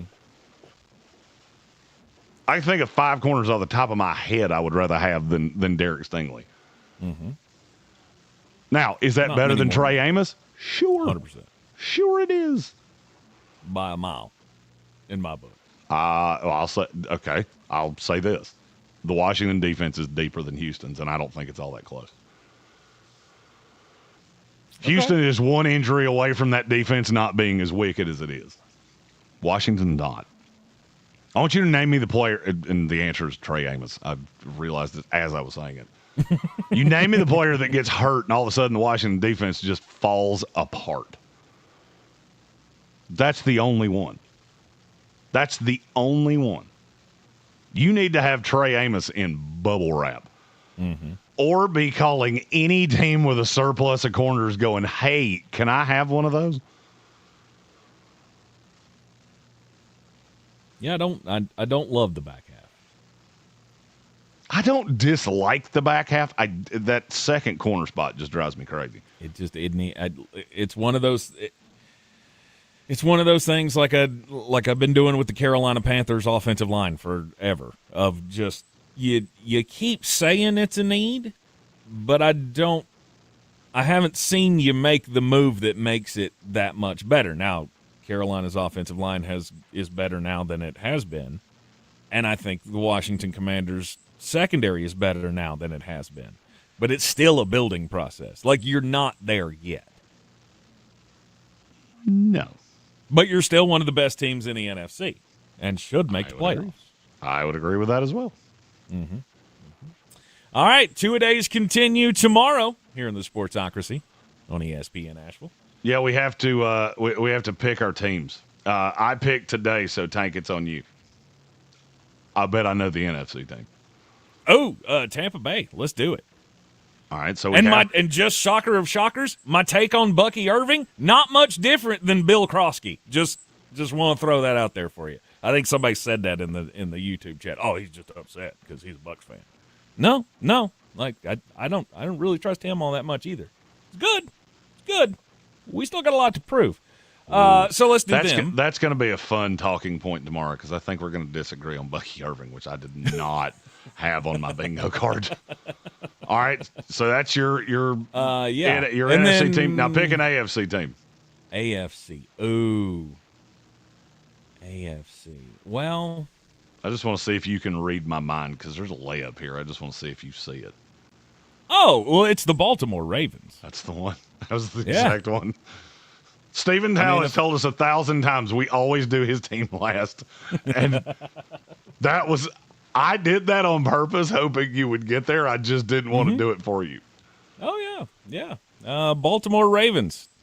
Tank's second favorite team. Favorite AFC team. We'll do them. Is that your favorite AFC team? I mean, if I had to pick one, probably. I mean, I'm a big fan of Baltimore. They're not my regular team, so I don't pull for them all the time. I don't really have any other allegiances. I like the way Baltimore runs. I'm a lifelong Jets fan, which is why I'm wearing this sweet custom Rex Ryan shirt that Gary Burt's got for me. And Washington fans they're so good to me. You've become like my de facto second team, and I'll be honest with you, I love you both the same. The same? Oh, and I mean, unless you play in a Super Bowl. If you play in a Super Bowl, Washington, I hate to tell you this, but I will be greener than my last name. It's not gonna go well for you as far as Jeremy's allegiances go, if that were to happen. Yeah, so we'll do Tampa Bay and Baltimore tomorrow. I like it. Tampa Bay, Baltimore tomorrow. Yep. And then the next day we'll have to spin the wheel of destiny after that. Sure. Do it that way. Yeah. I have to build a bookshelf now. Yep. Two-a-days continuing here in the Sportsocracy tomorrow at noon on ESPN Asheville, everywhere on the iHeart Radio app, and, of course, on the YouTubes. We'll see you then. ESPN Asheville. And we're clear. Thank you. Your mountain weather forecast. Much-needed wet weather continuing to push through. Scattered showers and thunderstorms, especially this afternoon into tonight. 78 today, dropping to about 55 overnight tonight. Much-needed rainfall. Some of us could get close to an inch or two of rain. Maybe some localized flooding. A chance of showers tomorrow through about midday, early afternoon. Then some sunshine, 70. Friday, mostly sunny, 70. From the Weather Channel, Ray Staging. This report is sponsored by Compassion International. Compassion sponsorship means food, healthcare, education, and most of all, being known, loved, and protected. There are thousands of kids waiting over a year. End their wait. Sponsor a child with compassion today. Text the word radio to 83393. This is J.W. Whitley, General Manager at Parks Ford of Hendersonville. Our value of urgency, timely, responsive, focused, prioritizing you as our customer and the community that we serve to do better, be better every day. That's the Parks Promise. Experience the Parks Promise today at parksfordhendersonville.com. Legendary doesn't happen by chance. It happens because it's what BetMGM does. Sign up for BetMGM using bonus code WPEAS and receive up to $1,500 back in bonus bets if you don't win your first bet. BetMGM and GameSense remind you to play responsibly. Gambling problem? Call 877-718-5543 or visit morethanagame.nc.gov. See BetMGM.com for terms. 21 plus only. North Carolina only. New customer offer. Subject to eligibility requirements. Rewards are non-withdrawable bonus bets that expire in 7 days. Andrew Bird makes his debut with the Asheville Symphony on May 29th to celebrate the 20th anniversary of his acclaimed record, The Mysterious Production of Eggs. Limited tickets remain. Visit www.ashevillesymphony.org for tickets. Get in the zone, AutoZone. Welcome to Markdowns for Miles at AutoZone. Thanks. Is oil marked down? Save up to $15 when you buy 5 quarts and a filter. And fuel treatment? 2 for $9 on Lucas. Brake pads? Marked down to free. Free? Get free Duralast brake pads when you buy 2 Duralast rotors. That's several markdowns. For many more miles. Get in the zone, AutoZone. Restrictions apply. Do better, be better every day. That's the Parks Promise. Our mission, to improve lives with every interaction. This is JW, General Manager at Parks Ford Hendersonville. Experience the Parks Promise today at parksfordhendersonville.com. That's parksfordhendersonville.com. This is Braves country, where history lives and legends rise. And now, the next chapter begins because the Atlanta Braves are back. Swung on and belted. Deep right field. Gone! The names you know: Acuna, Harris, and Riley, Albies, Olsen, and Baldwin. Chopping toward another playoff run. The Mountains' home for Braves baseball is ESPN Asheville. Proudly brought to you by Parks Ford of Hendersonville.